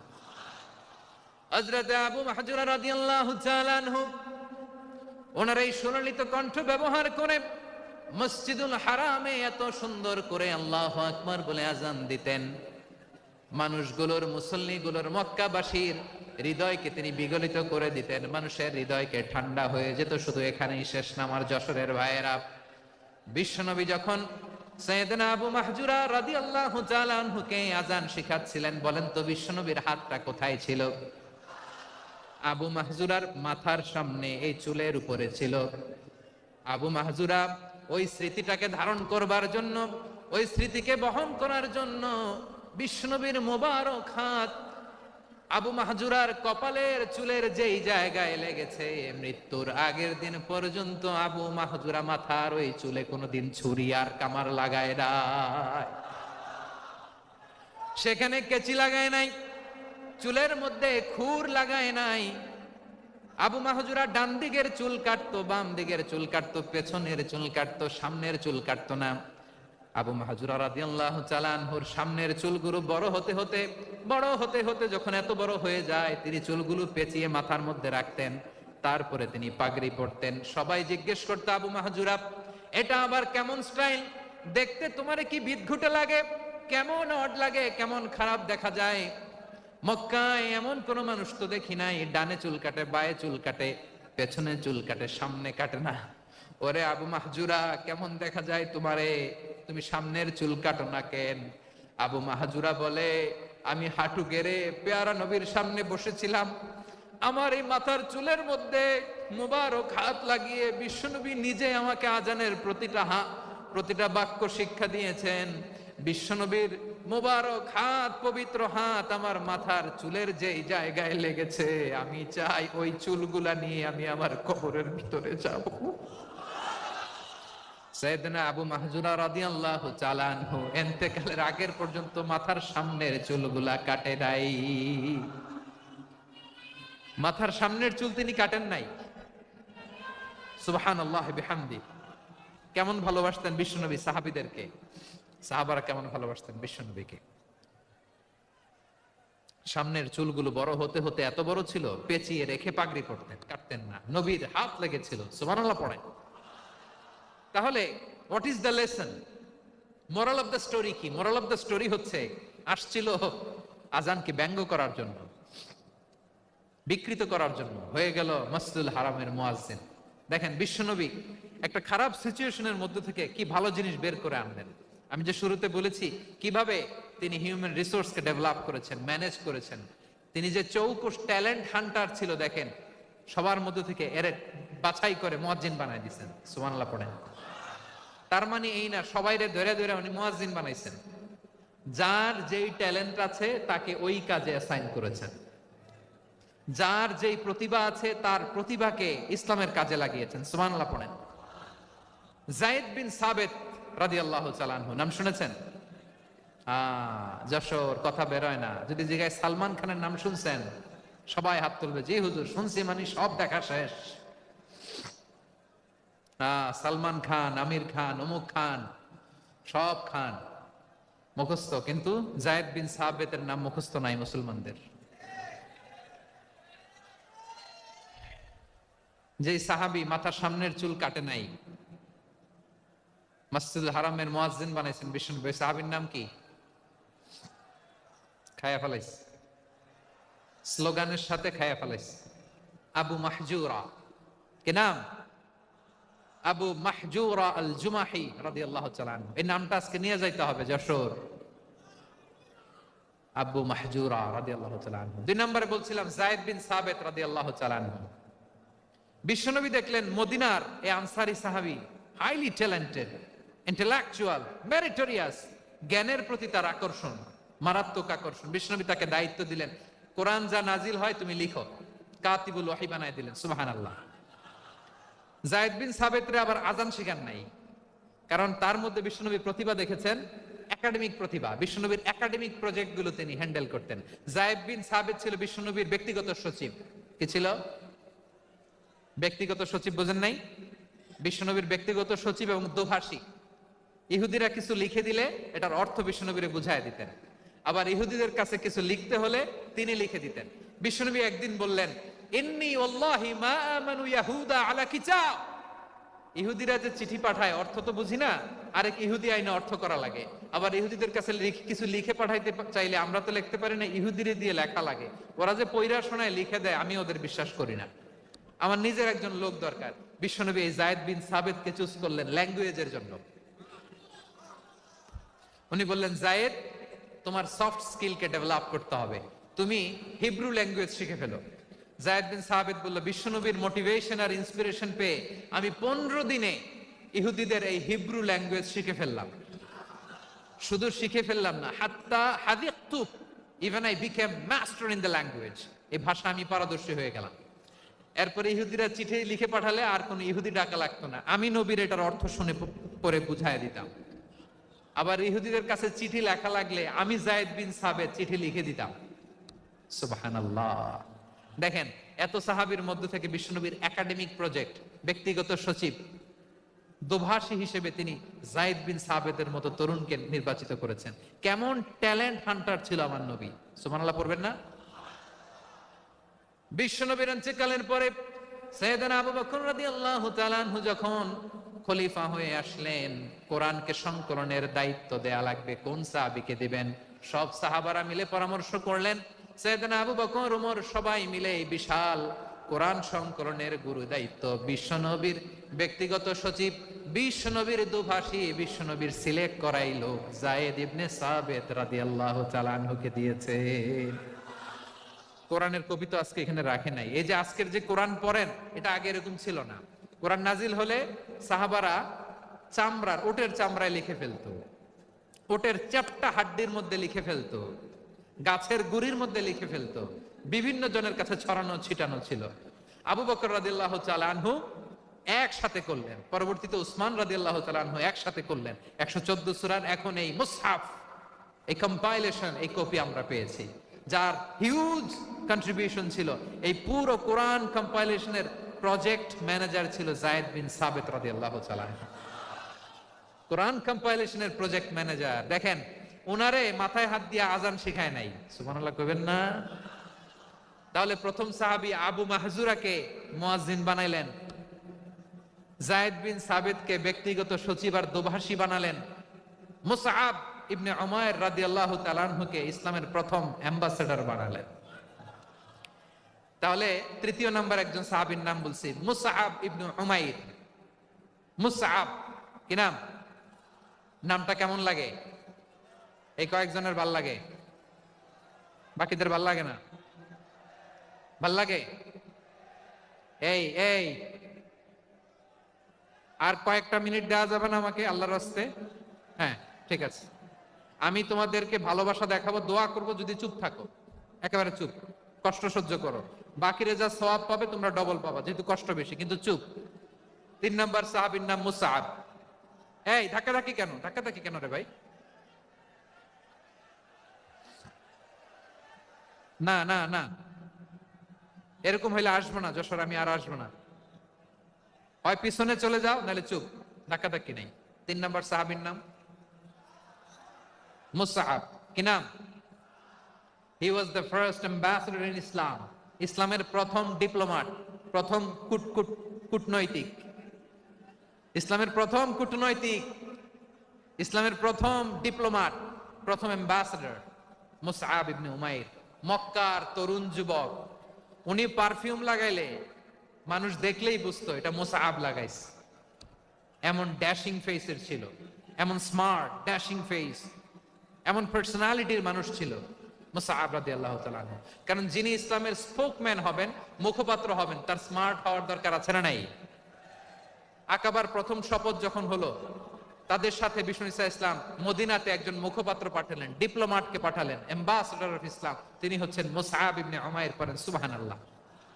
বিশ্বনবী দেখলেন সে অনেক স্মার্ট, তার ডেডিকেশন আছে, সিনসিয়ারিটি আছে, এবং মদিনায় যে আউস খাজরাজ গোত্রের নেতাদের সাথে ডিল করতে হবে, ইহুদিদের সাথে ডিল করতে হবে, ওখানে একজন পাক্কা জানু খেলোয়াড়ের দরকার আছে না নাই? মুসআব ইবনে উমাইর রাদিয়াল্লাহু তাআলা আনহু, ওনাকে বিষ্ণু ঈসা ইসলাম চুজ করলেন। এবং বিষ্ণু ঈসা ইসলামের এই চুজিংটা, এই সিলেকশনটা এত সুন্দর ছিল, তিনি মদিনাতে যে বিশ্বনবী আসার আগেই মদিনার জমিনকে তিনি উর্বর করে ফেলছেন। প্রতিটা ঘরে ঘরে কালিমার দাওয়াত তিনি পৌঁছায় দিচ্ছেন। জুমার বিধান নাজিল হয়েছে, কিন্তু মক্কায় পরিবেশ নাই জুমা পালনের। বিষ্ণু ঈসা ইসলাম একজনকে দিয়ে খবর পাঠালেন, যাও মদিনায় মুসাবকে যে বলো, মুসাব তো আমার শিক্ষক, আমার স্পোকম্যান, মদিনাতে যেন তারা জুমা কায়েম করে। বিশ্বনবীর আগেই মুসাব মদিনার মুসলিমদেরকে নিয়ে মদিনায় প্রথম জুমা কায়েম করে ফেলছে। কোন সুবহানাল্লাহ। ডিপ্লোম্যাটদের কেমন হইতে হয়,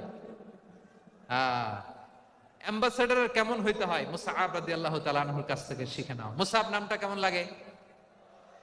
যশোর যাদের সন্তান হবে, ছেলে সন্তান, আমার রাস্তায় পাইলে সবাই জিজ্ঞেস করে, হুজুর একটা নাম দেন, আমার ছেলে হবে। যশোরবাসীর জন্য আমি একটা নাম দিয়ে দিলাম, নাম রাখতে হবে মুসআব। কি নাম? নামটা যাদের ভাল লাগে, ছেলে সন্তান অনাগত আসবে, মনে চাইলে নাম রেখে দিবেন মুসআব রাদিয়াল্লাহু তাআলা আনহুর নামে মুসআব। তাহলে মুসআব রাদিয়াল্লাহু তাআলা আনহুকে বিশ্বনবী ল্যাঙ্গুয়েজ শিখান নাই, সফট স্কিল শিখান নাই। যায়েদ রাদিয়াল্লাহু তিনি হিব্রু ল্যাঙ্গুয়েজ শিখেছেন, সুরিয়ানি শিখেছেন, কিন্তু মুসআবকে তিনি বানিয়েছেন the spokesman of Islam, the first diplomat, the ambassador of Islam. সুবহানাল্লাহ পড়বেন না? আব্দুল্লাহ ইবনে আব্বাস রাদিয়াল্লাহু তাআলা আনহু, বিশ্বনবীর কাজিন, চাচাতো ভাই। আবার মাইমুনা রাদিয়াল্লাহু তাআলা আনহু, মাইমুনা নবীর স্ত্রী, তিনি ছিলেন আব্দুল্লাহর আপন খালা। তো নবীর বউ যদি ওনার খালা হয়, নবী তার কি বুঝে নাই, নবী তার কি খালু। তাহলে সম্পর্ক অনেক গভীর, কাজিন আবার খালু। ছোট্ট মানুষ, তাই রাতে মাঝে মাঝে ঘরে থাকতো। বিশ্বনবী দেখলেন আব্দুল্লাহ যেহেতু আমার ঘরে ঢুকতে পারে, আব্দুল্লাহরে এই উম্মতের বড় শিক্ষাবিদ বানাইতে হবে। কথা বোঝে নাই? আব্দুল্লাহকে কি বানাইতে হবে? শিক্ষাবিদ, এডুকেটর অফ দিস উম্মাহ, এই উম্মার শিক্ষাবিদ বানাইতে হবে। তাই আব্দুল্লাহ ইবনে আব্বাসকে বিশ্বনবী হাতে কলমে শিক্ষা দিয়েছেন। আহারে, আর এরপরে যে কি ভাষা আসবে তোমাদের জন্য আমার মুখ থেকে আমি নিজেও জানি না, আমি নিজেও জানি না। 1 ঘন্টা যাবত ধাক্কা ধাক্কি মারামারি। তো আসতে বলছে কে তোমাকে? পেছনে চলে যাও, জায়গা না পেলে। পুরো প্রোগ্রামটাই নষ্ট করে দিল।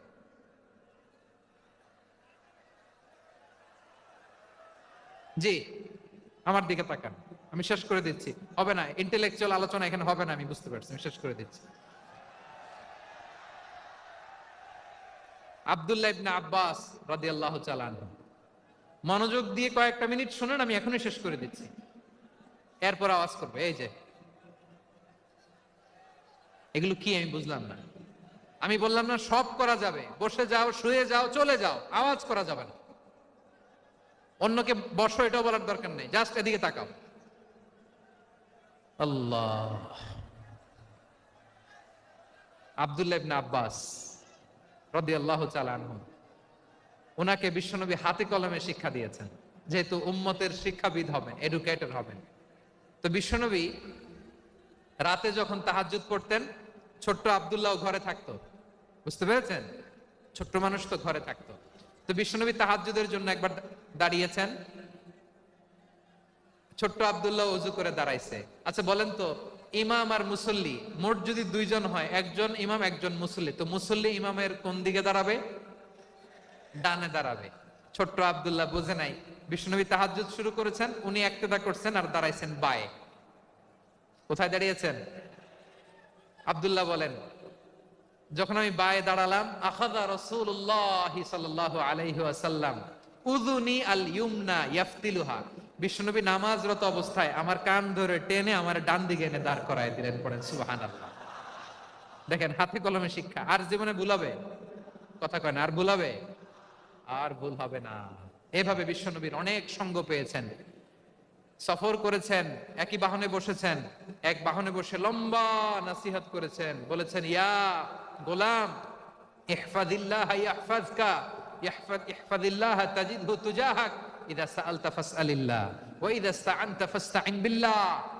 আল্লাহর বিধান মানো, আল্লাহর বিধান রক্ষা করো, আল্লাহ তোমায় রক্ষা করবে। আব্দুল্লাহ, চাইতে হলে আল্লাহর কাছে চাও, সাহায্য চাইতে হলে আল্লাহর কাছে সাহায্য চাও। মনে রাখো, গোটা বিশ্বের সবাই যদি তোমার সাহায্য করতে চায়, ততটুকুই করতে পারবে যতটুকু আল্লাহ তোমার নসিবে রেখেছে। গোটা বিশ্ব যদি তোমার বিরুদ্ধে ষড়যন্ত্রে দাঁড়িয়ে যায়, ক্ষতি ততটুকু করতে পারবে যতটুকু তোমার জন্য বরাদ্দ আছে। এর বাইরে কিছু করতে পারবে না। আওয়াজ করে বলেন ঠিক কিনা? এভাবে হাতে কলমে শিখিয়েছেন, বিশ্বনবীর সঙ্গ পেয়েছেন। ওনাকে বিষ্ণু ইসলাম শিক্ষাবিদ, এডুকেটর অফ দিস উম্মাহ হিসেবে সিলেক্ট করেছেন, হাতে কলমে শিখিয়েছেন। বিশ্বনবী একবার প্রকৃতির ডাকে সাড়া দিয়ে এসেছেন। এখন কি করতে হবে? নামাজের জন্য ওযু করতে হবে।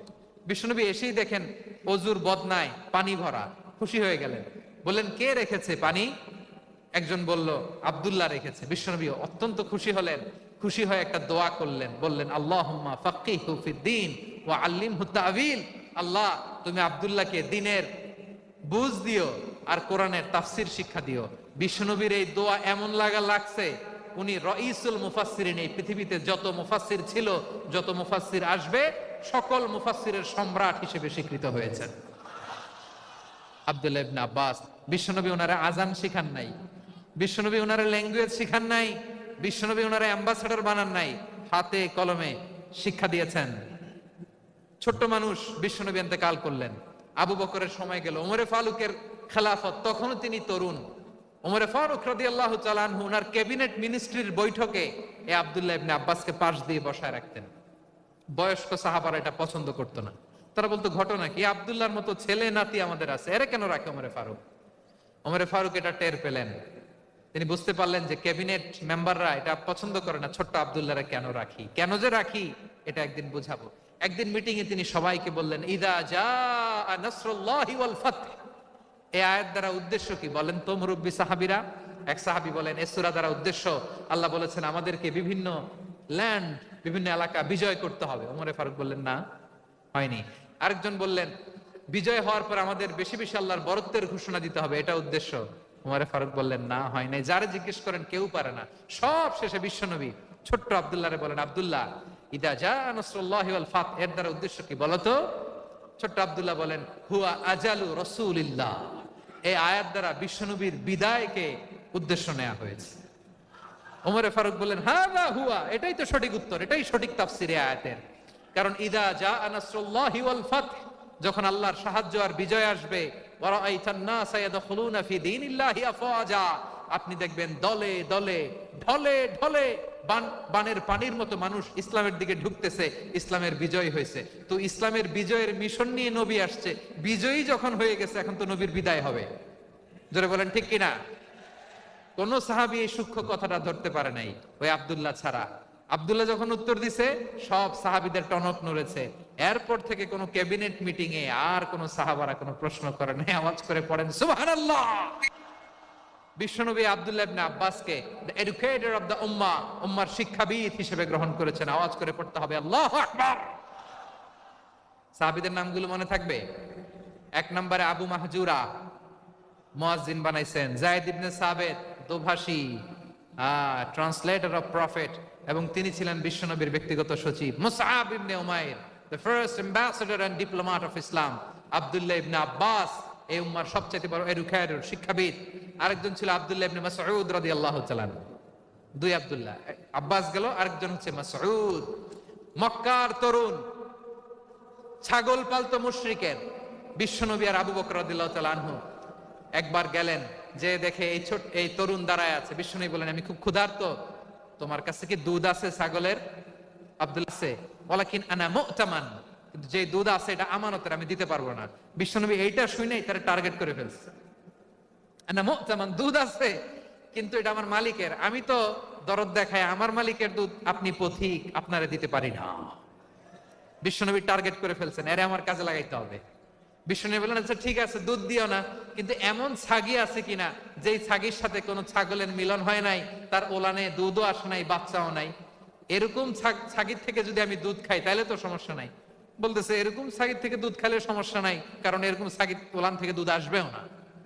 বলতেছে, ঠিক আছে, এরকম একটা ছাগি নিয়ে আস। নিয়ে আসা হলো। বিশ্বনবী বিসমিল্লাহ বলে ওই ছাগির ওলানে হাত দিলেন। হাত দিতে দেরি, পুরো ওলানটা দুধে ভরে যেতে দেরি হয় না। বিশ্বনবী আর আবু বকর রাদিয়াল্লাহু তাআলা আনহু দহন করে পেট ভরে খেলেন। এই দৃশ্য আব্দুল্লাহ ইবনে মাসউদের হৃদয়ে দাগ কাটলো। এই মুজিজা দেখে তিনি বললেন, আশহাদু আল্লা ইলাহা ইল্লাল্লাহ ওয়া আশহাদু আন্না মুহাম্মাদুর রাসূলুল্লাহ।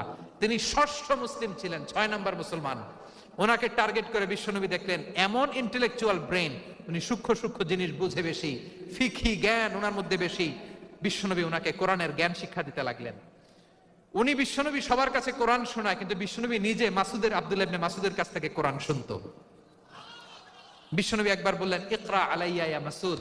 ইবনে মাসউদ, একবার শোনাও তো কোরআন দেখি। আব্দুল্লাহ ইবনে মাসউদ বলে, আকরাউ আলাইকা ওয়া আলাইকা উনজিল। নবী, আপনার উপর কোরআন নাজিল হয় আর আমি আপনার সামনে কোরআন পড়বো? বিশ্বনবী বললেন, ইন্নী উহিব্বু আন আসমাআহু মিন গায়রি। আমি নিজে পড়তে যেমনি ভালোবাসি, অন্য পড়ুক আমি শুনবো, এটাও আমি ভালোবাসি। সূরা নিসা তিনি তেলাওয়াত করে শুনিয়েছেন। এমন সূক্ষ্ম সূক্ষ্ম বিষয় বিশ্বনবী উনাকে ধরিয়ে দিয়েছেন। উনি হয়ে গিয়েছেন, আব্দুল্লাহ ইবনে আব্বাস হয়েছেন রাইসুল মুফাসসিরিন, উনি হয়ে গিয়েছেন ফাকিহুল উম্মাহ। উনার চাইতে বড় ফকি এই পৃথিবী আর দেখবে না। চিল্লায় বলেন সুবহানাল্লাহ। উনি বলতেন, ওয়াল্লাহি ওয়াল্লাহি ইল্লাযী লা ইলাহা গায়রু মা উনজিলাত সূরাতুন মা উনজিলাত সূরাতুন ইল্লা ওয়া আনা আ'লামু আইনা উনজিলাত ওয়া ফিমা উনজিলাত। বিশ্বনবী এমন ভাবে কোরআনের দার্স আমাকে দিয়েছেন, কোরআনে যত সূরা নাজিল হয়েছে, যেখানে নাজিল হোক না কেন আমি জানি এটা কোথায় নাজিল হয়েছে এবং কোন প্রেক্ষাপটে নাজিল হয়েছে। এমন একটা সূরা নাই যে সূরার কোথায় নাজিল হয়েছে আমি মাসুদের জানা নাই, কোন প্রেক্ষাপটে নাজিল হয়েছে আমার জানা নাই। এরকম ঘটবে না, চিল্লায় বলেন আল্লাহু আকবার। এই আব্দুল্লাহ ইবনে মাসউদ রাদিয়াল্লাহু তাআলা আনহু ওমর ফারুকের সময় কুফার চিফ জাস্টিস ছিলেন। কুফা নগরীর চিফ জাস্টিস। চিফ জাস্টিস বুঝেন নাই? বিচারপতি। কি ছিলেন? সবাই বলে নাই কি ছিলেন? বিচারপতি ছিলেন। এবং ওনার যে ফিকহি জ্ঞানের ধারা, এটাই আলকামা, ইব্রাহিম আন-নাখাই, হাম্মাদ ইবনে সুলাইমান হয়ে ইমাম আবু হানিফা পর্যন্ত পৌঁছেছে। এবং ওনার ফিকহি জ্ঞানের ধারাই হানাফি মাযহাবে অ্যাকসেপ্ট হয়েছে। আজও এগুলো হানাফি মাযহাবে চর্চিত হয়। হানাফি মাযহাবের সব ফিক আব্দুল্লাহ ইবনে মাসউদের ফিকহি জ্ঞানের ধারা থেকে নেওয়া হয়েছে। চিল্লায় পড়েন সুবহানাল্লাহ। তাহলে উনাকে বিশ্বনবী বানিয়েছেন জুরিস্ট, জুরিস্ট, আইনবিদ, ফকিহ। উনারে আজান শিখান নাই। হিউম্যান রিসোর্স ডেভেলপমেন্ট কিভাবে করবেন, মানব সম্পদের উন্নয়ন কিভাবে করতে হয়, কিভাবে যার যেখানে প্রতিভা কাজে লাগাতে হয় উনি দেখিয়েছেন। সুবহানাল্লাহ পড়বেন না? খালিদ বিন ওয়ালিদ নাম শুনছেন? কে কে শোনেন নাই হাত তোলেন। কি ছিলেন? বীর যোদ্ধা। বীর যোদ্ধা ছিলেন খালিদ বিন ওয়ালিদ। কিন্তু তিনি ইসলাম ধর্ম গ্রহণ করেছেন অনেক দেরিতে, 8ম হিজরিতে। তার মানে 8ম হিজরির আগে উনি মুশরিকদের পক্ষে লড়াই করেছেন। ওনার হাতে কত মুসলিম সাহাবী যে নিহত হয়েছে হিসাব নাই। বিশ্বনবী টার্গেট করে রাখছে, তুমি আমাদের মুসলিমদের এত ক্ষতি করলা, তুমি যখন মুসলমান হবা তোমারে দিয়ে আমি এমন কাম করামু যে এটা আর কেউ করতে পারবে না। সুবহানাল্লাহ নাই? যশোর ক্লান্ত হয়ে গেছে।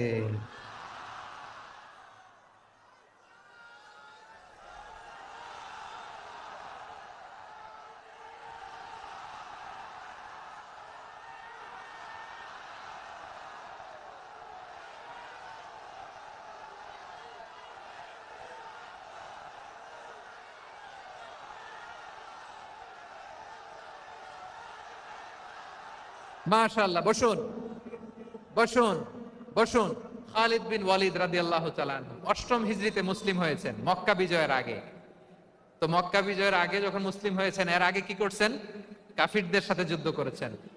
উনি উহুদের যুদ্ধে মুসলমানদের যে পরাজয় পরাজয় ভাব, কঠিন পরিস্থিতির মুখোমুখি উনার কারণে পেছন থেকে এমন আতর্কিত আক্রমণ করেছেন, মুসলমানদেরকে কচুকাটা করেছেন। 8ম হিজরিতে আল্লাহ তাআলা হেদায়েতের নূর দিয়ে ওনার হৃদয়টাকে উজালা করে দিলেন। লা ইলাহা এটা এমন বাণী যার হৃদয়ে একবার টাচ খাবে, এইটা থেকে সে আর পালিয়ে বেড়াতে পারে। ঝিনুকের ভেতর লুকিয়ে থাকে যেমন মতি, ঝিনুকের ভেতর লুকিয়ে থাকে যেমন মতি, কলমা শাহাদাতে আছে আল্লাহর জ্যোতি, কলমা শাহাদাতে আছে আল্লাহর জ্যোতি। ঠিক কিনা বলেন? মক্কা বিজয়ের আগে মুসলিম হলেন, হওয়ার পরেই বিশ্বনবীর টার্গেট ফুলফিল হলো। ওই যে টার্গেট করে রেখেছেন আর দোয়া করেছেন, খালিদ বিন ওয়ালিদ যদি মুসলিম হয় তাকে আমি মিলিটারি চিফ বানাবো। ওনাকে আজান শিখান নাই, ওনারে কান ধইরা নামাজের এই মাথা থেকে ওই মাথা আনান নাই, ফিকহি কোরআনের সূক্ষ্ম তাফসীর ওনারে শিখান নাই, অ্যাম্বাসেডর বানান নাই। বিষ্ণু ইসলাম উনাকে সামরিক অভিযানে প্রেরণ করেছেন। সামরিক অভিযানে তিনি প্রেরণ করেছেন। উনার জীবদ্দশায় উনার নেতৃত্বে যতগুলো যুদ্ধ হয়েছে, একটা যুদ্ধেও তিনি পরাজয় বরণ করেন নাই। ওমরে ফারুকের সময়কালে তিনি চিফ অফ মুসলিম মিলিটারি, মানে মুসলিম সেনাপতি হয়েছেন। যশোর আওয়াজ করো, ঠিক কিনা বলো? সেনাপতি, মুসলিম সেনাপতি। তাহলে কিভাবে হিউম্যান রিসোর্স ব্যবহার করতে হয় গোটা বিশ্ব আমার নবীর কাছ থেকে শিখে নাও। খালিদ বিন ওয়ালিদ, ওনাকে বিশ্বনবী একটা উপাধি দিয়েছেন। উপাধিটা হচ্ছে সাইফুল্লাহিল মাসলুল, আল্লাহর নাঙ্গা তরবারি, আল্লাহর খোলা তরবারি, দ্য ওপেন সোর্ড অফ আল্লাহ। খালিদ বিন ওয়ালিদ মুসলিম সেনাপতি। হাসান বিন সাবেত নাম শুনছেন? দেখি উনি কি ছিল বলেন। রাসূলের সভা কবি, কালচারাল হিজিমনিকে ডিফিট করার জন্য উনি ভালো অস্ত্র চালানো জানতেন না, ওই কাজে উনি যেতেন না। ওনার ছিল কাব্য প্রতিভা। কাব্য প্রতিভা, কাফিররা কবিতা দিয়ে নবীকে গালি দিত, বিশ্বনবী বলতেন, ইয়া হাসান আজিব আন রাসূলিল্লাহ, তুমি নবীর হয়ে কাফেরদের এই কথাগুলোর জবাব দাও। বিশ্বনবীর একটা মিম্বার ছিল, বিশ্বনবীর মিম্বারের পাশাপাশি মসজিদে নববীতে এই হাসান বিন সাবিতের জন্য বিশ্বনবী একটা স্পেশাল মিম্বার বানিয়ে দিয়েছেন। এখান থেকে তুমি জবাব দাও। এবং বিশ্বনবী বলেছেন, আল্লাহুম্মা আইয়িদহু বিরূহিল কুদুস, আল্লাহ হাসান আমার পক্ষে জবাব দেয়, তুমি জিব্রাইল মারফত তাকে সাহায্য পাঠাইয়া দিও। রাসূল সাল্লাল্লাহু আলাইহি ওয়াসাল্লামের সভা কবি, the poet of the prophet, নবীর কবি, উনি কবিতা দিয়ে এমন উচ্চাঙ্গের ভাষায় কবিতা দিয়ে তিনি জবাব দিতেন, কাফিরদের গা শিহরে যেত, তাদের হৃদয়ে আগুন ধরে যেত। তাহলে এরকম কবিরও দরকার আছে না নাই? এখন যাকে আল্লাহ দিছে কাব্য প্রতিভা, এরা যদি আপনি যুদ্ধের ময়দানে পাঠান হবে? যারে দিছে সুরেলা গলা, এরা যদি অ্যাম্বাসেডর বানান হবে না। হাসান বিন সাবিত ছিলেন বিশ্বনবী সাল্লাল্লাহু আলাইহি ওয়াসাল্লামের কবি। হুযায়ফা ইবনুল ইয়ামান বিশ্বনবীর গোয়েন্দা বিভাগের প্রধান। কিসের প্রধান? হুযায়ফা ইবনুল ইয়ামান, ওনার ছিল ডিটেকটিভ মাইন্ড, ডিটেকটিভ মাইন্ড, গোয়েন্দা বিভাগের প্রধান। এবং উনি হচ্ছেন সাহিবু সিররি রাসূলিল্লাহ, রাসূল সাল্লাল্লাহু আলাইহি ওয়াসাল্লামের গোপন তথ্যের ধারক বাহক। নবীর যেই কথা কেউ জানে না, সব হুযায়ফার পেটের ভিতরে ছিল। সুবহানাল্লাহ পড়েন। মদিনার যত ইহুদিদের একটা লিস্ট ছিল, এই লিস্ট শুধু দুইজন জানতো, বিশ্বনবী আর হুযায়ফা। সুবহানাল্লাহ পড়বেন না? তাহলে উনাকে কোন দায়িত্ব দিছে? কোন বিভাগ? যশোর, আওয়াজ করো, কোন বিভাগ? গোয়েন্দা বিভাগের হেড ছিল। খন্দকের যুদ্ধে প্রচন্ড আজকের মতো শৈত্য প্রবাহ, মাটি খনন করতে করতে সাহাবীদের পেটে ক্ষুধা নাই, দাঁড়াইতে পারে না নামাজের জন্য, এত ক্লান্ত, ক্ষুধা, ক্লান্ত, শ্রান্ত। বিশ্বনবী বললেন, কে আছো? এই কঠিন শীত, এই ভয় আর ক্ষুধার মধ্যেও খন্দকের পরীক্ষার টপকে শত্রু শিবিরে যে আমাকে তথ্য দিবা, কে আছো? কারো গায়ে শক্তিই নাই যে দাঁড়াবে, কেউ দাঁড়ায় না। বিশ্বনবী তখন নিজে হুযায়ফাকে ডাক দিলেন, হুযায়ফা, যে আমাকে আজকে শত্রু শিবিরের তথ্য এনে দিবে, সে জান্নাতে আমার মোরাফাকা, আমার সঙ্গী হবে।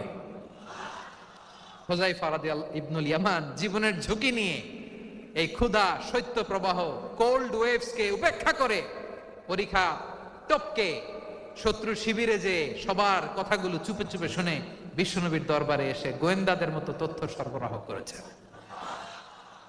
বিশ্বনবীর গোয়েন্দা বিভাগের প্রধান হুযায়ফা ইবনুল ইয়ামান ইন্টেলিজেন্স বিভাগ চালাতেন। মুনাফিকদের নাম ওনার কাছে ছিল। মুআয ইবনে জাবাল মদিনা রাষ্ট্রের সবচেয়ে সিনিয়র আমলা ছিলেন। আমলাতন্ত্র চিনেন তো? প্রশাসনিক কাজ যারা চালায়, অ্যাডমিনিস্ট্রেশন বুঝেন না? The department of administration. মদিনার রাষ্ট্রের সিনিয়র আমলা মুআয ইবনে জাবাল মুতাখাসসিসুন ফিল হালালি ওয়াল হারাম, হালাল হারামের স্পেশালিস্ট ছিলেন। বিশ্বনবী উনাকে ইয়ামানের গভর্নর করে পাঠাইছেন। বলেছেন, ইন্নাকা তা'তি কওমান আহলা কিতাব, এমন গোষ্ঠীর কাছে যাবা এরা ইহুদি নাসারা, আগে শাহাদা পড়লে এরপরে নামাজের দাওয়াত দিও, নামাজ পড়লে যাকাতের দাওয়াত দিও। গভর্নরের অ্যাটিটিউড যেমন থাকে তেমন অ্যাটিটিউড ধরে রেখো। সুবহানাল্লাহ পড়েন। তাহলে মুআয ইবনে জাবালকে দিয়ে বিশ্বনবী কবিতা লেখায় নাই, চিঠি লেখায় নাই, আজান দেওয়ায় নাই। সুবহানাল্লাহ পড়বেন না? সব শেষ সাহাবী বলি আবু হুরায়রা রাদিয়াল্লাহু তাআলা আনহু, নাম শুনছেন? বিড়ালের বাবা। কি করতেন? খালি হাদিস মুখস্থ করতেন। উনি বলতেন, আলজামু রাসূলুল্লাহ আলা মিল ইবাতনি, আমার শুধু পেটের ক্ষুধার বন্দোবস্ত হইলে আমি নবীর সঙ্গ ছাড়তাম না। আমার আনসার সাহাবারা ক্ষেত খামারের কাজ করতো, আমার মুহাজির সাহাবারা ব্যবসা করতো, আর আমি নবীর সাথে সাথে থাকতাম। শুধু সকাল বিকাল দুই বেলা যদি আমার খাবারের বন্দোবস্ত হয়, আমি আর নবীর লক ছাড়ি না। সুবহানাল্লাহ কইবেন না? 5374টা হাদিস তিনি বর্ণনা করেছেন। সবচেয়ে বেশি হাদিস বর্ণনাকারী সাহাবী। হাদিস প্রিজার্ভেশনের কাজে বিশ্বনবী ওনাকে কাজে লাগিয়েছেন। উনি একদিন বলেন, ইয়া রাসূলুল্লাহ আসমাউ মিনকা কাসীরান ফালা আহফাজু, নবী অনেক কথা শুনি আমার মনে থাকে না। বিষ্ণু বললেন, তাই? উবসুত রিদাক, তোমার চাদরটা বিছাও। আবু হুরায়রা বিছালেন, বিশ্বনবী হাত বুলায় দিলেন, এরপরে অনেক হাদিস বর্ণনা করলেন। আবু হুরায়রা বলে, তারপর থেকে বিশ্বনবী যাই বর্ণনা করে আমি শুনি আর একটাও বলি না এখন। সুবহানাল্লাহ। বিশ্বনবী ওনাকে হাদিস প্রিজার্ভেশন, নবীর এই যে লক্ষ্য হাদিস প্রিজার্ভেশনের এই দায়িত্ব দিয়েছেন সাইয়েদনা আবু হুরায়রা রাদিয়াল্লাহু তাআলা আনহুকে। প্রিয় ভাইরা, তাহলে 10 জন সাহাবীর কথা যে বললাম, আপনারা কি খেয়াল করেছেন কত বড় ট্যালেন্ট হান্টার, চৌকস ট্যালেন্ট হান্টার ছিল আমার নবী। এক একজনের এক এক ট্যালেন্ট এক এক কাজে অ্যাসাইন করেছেন, এক একজনকে এক এক দায়িত্ব দিয়েছেন, এক একজনের প্রতিভাকে এক একভাবে বিকশিত হওয়ার সুযোগ দিয়েছেন। আওয়াজ করে বলেন ঠিক কি না? এখন আমার পর্দার আড়ালে আমার মায়েরা বলবে, এতগুলো পুরুষ সাহাবীর কথা বললো, নারী সাহাবীরা কি কিছু করে নাই? হ্যাঁ, একজন নারী সাহাবীর কথা বলে মোনাজাত হবে, দোয়া ছাড়া কেউ যাব না। রুফাইদা আল আসলামিয়া রাদিয়াল্লাহু তাআলা আনহা, ওনার বাবার নাম সাআদ আল আসলামি। বিশ্বনবী কি খেয়াল করলেন দেখেন, সাআদ ছিল মদিনার বড় ডাক্তার। এই নারী সাহাবী রুফাইদা বাবার কাছ থেকে চিকিৎসা বিদ্যা শিখেছেন। যখন শিখছে, বিশ্বনবী দেখলেন আমার তো প্রতি সপ্তাহে সপ্তাহে যুদ্ধে আহত সাহাবীদের সেবা দিবে কে? বিশ্বনবী রুফাইদাকে বললেন, রুফাইদা তুমি মসজিদে নববীর পাশে একটা মেডিকেল ক্যাম্প করো। এই যে সাকিনা আদ্দিন মেডিকেলের আমার ছাত্রী বন্ধুরা, শুনে রাখো, তোমাদের আইকন হচ্ছে রুফাইদা আল আসলামিয়া। বিশ্বনবীর ডিরেকশন অনুযায়ী তিনি মসজিদে নববীর পাশে একটা মেডিকেল ক্যাম্প করলেন এবং আহত সাহাবাদের চিকিৎসা উনি ওনার টিম নিয়ে দিতেন। বিশ্বনবীর পরামর্শে উনি আনসারি এবং মুহাজির মহিলা সাহাবীদেরকে নিয়ে একটা স্পেশাল মেডিকেল টিম গঠন করলেন। খায়বার যুদ্ধে 7ম হিজরিতে যখন বিশ্বনবী যায়, উনি ওনার টিম নিয়ে আসলেন, বললেন, ইয়া রাসূলুল্লাহ, আমরা তো তলোয়ার চালাতে পারি না, আমরা তো তীর মারতে পারি না, আপনি যদি অনুমতি দেন খায়বার অভিযানে আমি আমার টিম নিয়ে মেডিকেল টিমের সেবাটা সার্ভিসটা দিতে চাই। পড়েন সুবহানাল্লাহ। বিশ্বনবী অনুমতি দিলেন, যোদ্ধা সাহাবীদের সাথে রুফাইদা আল আসলামিয়া উনিও মেডিকেল টিম নিয়ে অগ্রসর হলেন। খায়বারের প্রতিটা আহত ইনজুর্ড সাহাবী যারা ইনজুরির শিকার হয়েছেন, সবাই রুফাইদা আল আসলামিয়ার এই মেডিকেল ক্যাম্প থেকে চিকিৎসা সহায়তা পেয়েছেন। সুবহানাল্লাহ পড়েন। দেখেন কিভাবে বিশ্বনবী ট্যালেন্ট বাছাই করতেন। আপনি অবাক হবেন, বাহরাইনের মেডিকেল ইউনিভার্সিটিতে রুফাইদা আল আসলামিয়া মেডিকেল প্রাইজ অ্যাওয়ার্ড প্রতি বছর দেয়া হয়। যদি 8 দিনের এই মেডিকেল, আমার বোনেরা যদি জেনে থাকো জানো, না হলে নতুন করে জানো, সার্চ দিও, রুফাইদা আল আসলামিয়া মেডিকেল অ্যাওয়ার্ড বাহরাইনের ইউনিভার্সিটিতে দেয়া হয়। প্রিয় ভাইয়েরা, তাহলে আলোচনার সামারি আমরা করি। বিশ্বনবী যার যেখানে ট্যালেন্ট তাকে ওইখানে কাজে লাগাতেন। আওয়াজ করে বলেন ঠিক কিনা? এবার একটা ইন্টারভিউ হবে, আওয়াজ করে বলেন, আবু মাহজুরাকে বিশ্বনবী কি বানাইছেন? হ্যাঁ, ভুলে গেছেন? সামনের চুলে হাত দিয়ে বিশ্বনবী কি সুন্দর গলায় আজান শিখালেন। মুয়াজ্জিন। যায়েদ বিন সাবিতকে একাডেমিক প্রজেক্টের দায়িত্ব দিয়েছেন, তিনি ছিলেন বিশ্বনবীর দোভাষী ব্যক্তিগত সচিব। Musab ibn Umair, the first ambassador of Islam. Abdullah ibn Abbas, উম্মার বড় শিক্ষাবিদ মুফাসসির। আব্দুল্লাহ ইবনে মাসউদ ছিলেন জুরিস্ট। কি ছিলেন? জুরিস্ট ছিলেন, এই উম্মার সবচেয়ে বড় জুরিস্ট। খালিদ বিন ওয়ালিদ, সেনাপ্রধান। হাসান বিন সাবিত ছিলেন বিশ্বনবীর সভাকবি। কি ছিলেন? বিশ্বনবীর সভাকবি ছিলেন। এরপরে হুযায়ফা ইবনুল ইয়ামান কি ছিলেন? গোয়েন্দা বিভাগের প্রধান। মুআয ইবনে জাবাল কি ছিলেন? সিনিয়র আমলা, ইয়ামানের গভর্নর। আবু হুরায়রা রাদিয়াল্লাহু তাআলা আনহু হাদিস প্রিজার্ভেশনের কাজ করেছেন। আর আমাদের রুফাইদা আল আসলামিয়া রাদিয়াল্লাহু তাআলা আনহা কি ছিলেন? নার্স ছিলেন। নার্স হয়ে মেডিকেল সেবা দিয়েছেন। প্রিয় ভাইয়েরা, পুরো আলোচনার যদি সামারি করি, তাহলে বিশ্বনবী যেভাবে হিউম্যান রিসোর্সকে ম্যানেজ করেছেন, যার যেখানে প্রতিভা কাজে লাগিয়েছেন, আমরাও যদি করি, আমাদের বাংলাদেশের চিত্র আমরা পাল্টে যেতে পারবো।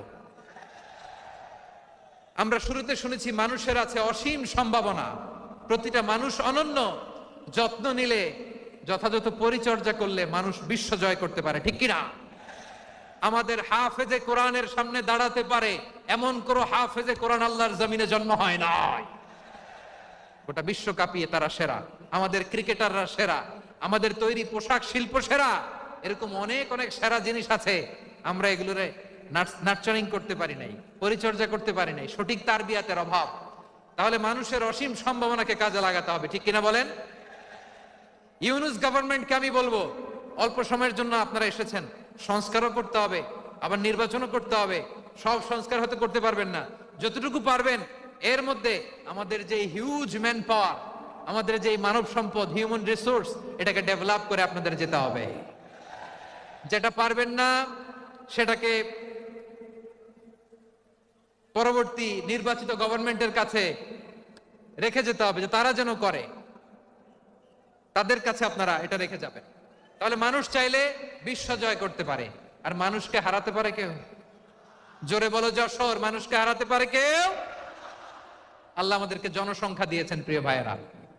এই জনসংখ্যা অনেক বড় সম্পদ, এটা আমাদের জন্য অভিশাপ নয়, আশীর্বাদ। আমাদের জনসংখ্যাকে যদি আমরা জনশক্তিতে রূপান্তর করতে পারি, আজকে বাংলাদেশ যে অবস্থানে দাঁড়িয়ে আছে, বাংলাদেশ তার 20 গুণ উন্নতির শিখরে চলে যাবে। চিল্লায় বলো ঠিক কিনা? আমাদের শ্রমিক ভাইয়েরা বাইরে কাজ করে, আমাদের শ্রমজীবী ভাইয়েরা, প্রবাসীরা, তাদের ব্যাপারে গুরুত্ব দিতে হবে। আমাদের শ্রমের দাম সবচেয়ে কম, সবচেয়ে কম। তারা এম্বাসিতে গুরুত্ব পায় না, এয়ারপোর্টে গুরুত্ব পায় না। এই সরকার অবশ্য তাদেরকে অনেক গুরুত্ব দিচ্ছে। আমাদের অদক্ষ শ্রমিককে যখন আমরা দুবাই পাঠাই, অল্প বেতন পায়, কিন্তু ইন্ডিয়ানরা দক্ষ শ্রমিক পাঠাইলে তার 3 গুণ বেতন পায়। আমরা আমাদের শ্রমিকদেরকে অদক্ষ ভাবে আর পাঠাতে চাই না, দক্ষ শ্রমিক পাঠিয়ে আমরা রেমিটেন্সের বন্যা বইয়ে দেব। আমাদের শ্রমিকদের পাঠানো রেমিটেন্সের টাকায় সচল থাকে আমার দেশের অর্থনীতির চাকা। তাদেরকে সবচেয়ে গুরুত্ব দিতে হবে। আমরা পেয়েছি ফ্রিডম ফাইটার, মুক্তিযোদ্ধা, আর আমার প্রবাসী ভাইরা হচ্ছে রেমিটেন্স ফাইটার। জোরে বলো ঠিক কিনা? তাহলে আমাদের এই জনশক্তিকে জনসম্পদে ট্রান্সফর্ম করতে হবে, ঠিক কিনা বলেন? সরকার জনগণকে এভাবে পলিশ করতে হবে। মা বাবারা ছেলে মেয়েদের মধ্যে কার কোন যোগ্যতা, তাকে ওইভাবে কাজে লাগাতে হবে। সবার এ প্লাস পাওয়ার কোনো দরকার নাই। আমাদের দেশে একটা টেন্ডেন্সি আছে, পরীক্ষায় এ প্লাস না পাইলে কই তুই কি করলি, পাশের বাড়ির ছেলে এ প্লাস পাইছে, যা ওর পা ধোয়া পানি খা। কি খা? তা আমি ভাবছি যে পা ধোয়া, এ প্লাস পাওয়া ছেলেদের পা ধোয়া পানির একটা পানির ব্র্যান্ড বানাইতে হবে। এরকম লেখা থাকবে, এ প্লাস পাওয়া ছেলেদের পা ধোয়া পানি। খাওয়া নাই, এগুলার খাওয়া নাই। ওরে আল্লাহ এ প্লাস পাওয়ার জন্য বানাইছে, আর আপনার ছেলেকে এই এ প্লাস গুলারে নিয়ন্ত্রণ করার জন্য আল্লাহ বানাইছে। ওকে দিয়ে আল্লাহ কি করবে আপনি জানেনই না। একটা এ প্লাস, একটা এ গ্রেড একটা মানুষের জীবনকে ঠিক করে দিতে পারে না। আপনার ছেলেকে আল্লাহ অন্যদিকে যোগ্যতা দিয়েছে। ওদের মনোবল ভাঙবেন না, খবরদার, খবরদার। ছেলে মেয়েদের মনোবল ভাঙবেন না। যাকে দিয়ে যেটা হবে তাকে দিয়ে সেটা করতে হবে, তার প্রতিভাকে সেভাবে কাজে লাগাতে হবে। তাহলে বাংলাদেশ, আমাদের এই জনসংখ্যা জনসম্পদে রূপান্তরিত হবে। আমাদের সরকারের তত্ত্বাবধানে আমাদের 18 কোটি জনগণ দক্ষ জনশক্তিতে রূপান্তরিত হোক, আমরা চাই কি চাই না? আমরা ভালো মানুষ, শ্রেষ্ঠ মানুষ হতে চাই কি চাই না? ওই জাপানিজদের মতো সৎ, ওই ইউরোপিয়ানদের মতো কালচার্ড, আমাদেরকে আল্লাহ তাআলা কোরআন সুন্নাহ অনেক কিছু দিয়েছেন। যেহেতু বর্তমানে আমরা দেখছি তারা সৎ, তাদের মধ্যে ভ্যালু আছে, সেগুলো আমাদের মধ্যে আনার দরকার আছে না নাই? আর ইসলাম দিয়ে আমাদের জীবনকে সাজাতে হবে, ইসলাম দিয়ে আমার পরিবারকে সাজাতে হবে। ইসলাম থেকে, কোরআন থেকে প্রেসক্রিপশন না নিলে জীবন সুন্দর হবে না। কোরআন থেকে প্রেসক্রিপশন না নিলে সমাজ সুন্দর হবে না। কোরআনের প্রেসক্রিপশন না মানলে রাষ্ট্র সুন্দর হবে না। কোরআনের প্রেসক্রিপশন অ্যাপ্লাই না করলে শুধু দুর্নীতি দমন কমিশন দিয়ে দুর্নীতি বন্ধ করা যাবে না। এজন্য কোরআনের আইন আমরা চাই কি চাই না? প্রিয় ভাইয়েরা, হিউম্যান রিসোর্স ডেভেলপমেন্ট, মানব সম্পদের উন্নয়ন, আমাদের সরকার যেন এদিকে নজর দেয়। আমরা যেন এই ব্যাপারে যত্নবান হয়ে উঠি। যাকে আল্লাহ যে যোগ্যতা দিয়েছে, এই যোগ্যতা দিয়ে আমরা যেন ইসলামের জন্য, দেশের জন্য কাজ করি। আমরা যেন আমাদের স্কিল ডেভেলপ করি, আমাদের পটেনশিয়ালকে ডেভেলপ করি। মোরালিটি, ভ্যালিউজ নিয়ে শায়েখ আহমদুল্লাহ আলোচনা করেছেন, এগুলো দিয়ে যেন আমরা আমাদেরকে সাজাই। আল্লাহ তাআলা আমাদের দেশকে তুমি নিরাপদ করো, আমরা পড়ি আমিন। আল্লাহ আমার 18 কোটি জনগণকে তুমি জনশক্তিতে রূপান্তরিত করো, আমিন। আল্লাহ আমরা হাতে হাত রেখে, কাঁধে কাঁধ মিলিয়ে, ভাইয়ে ভাইয়ে যেন এই দেশকে গড়তে পারি, আল্লাহ তুমি তৌফিক দান করো, আমরা পড়ি আমিন। আমার প্রিয় মহিউদ্দিন ভাই বলেছেন, হুজুর এমন একটা ঘোষণাপত্র দিয়ে যাবেন আজকের এই ঐতিহাসিক যশোরের প্রোগ্রামে, যেটা গোটা বাংলাদেশে মানুষ এটার উপর আমল করে। আমি যে কথাটা বলেছি এটাই, আসুন আমরা আমাদের জনসংখ্যাকে জনসম্পদে ট্রান্সফর্ম করি। আমাদের জনসংখ্যাকে আমরা যেন জনশক্তিতে রূপান্তরিত করি। জনসংখ্যাকে ট্রান্সফর্ম করে জনশক্তি দিয়ে আমরা যেন আগামীর বাংলাদেশ, স্বাধীন বাংলাদেশ 2.0 কে গড়ে তুলি।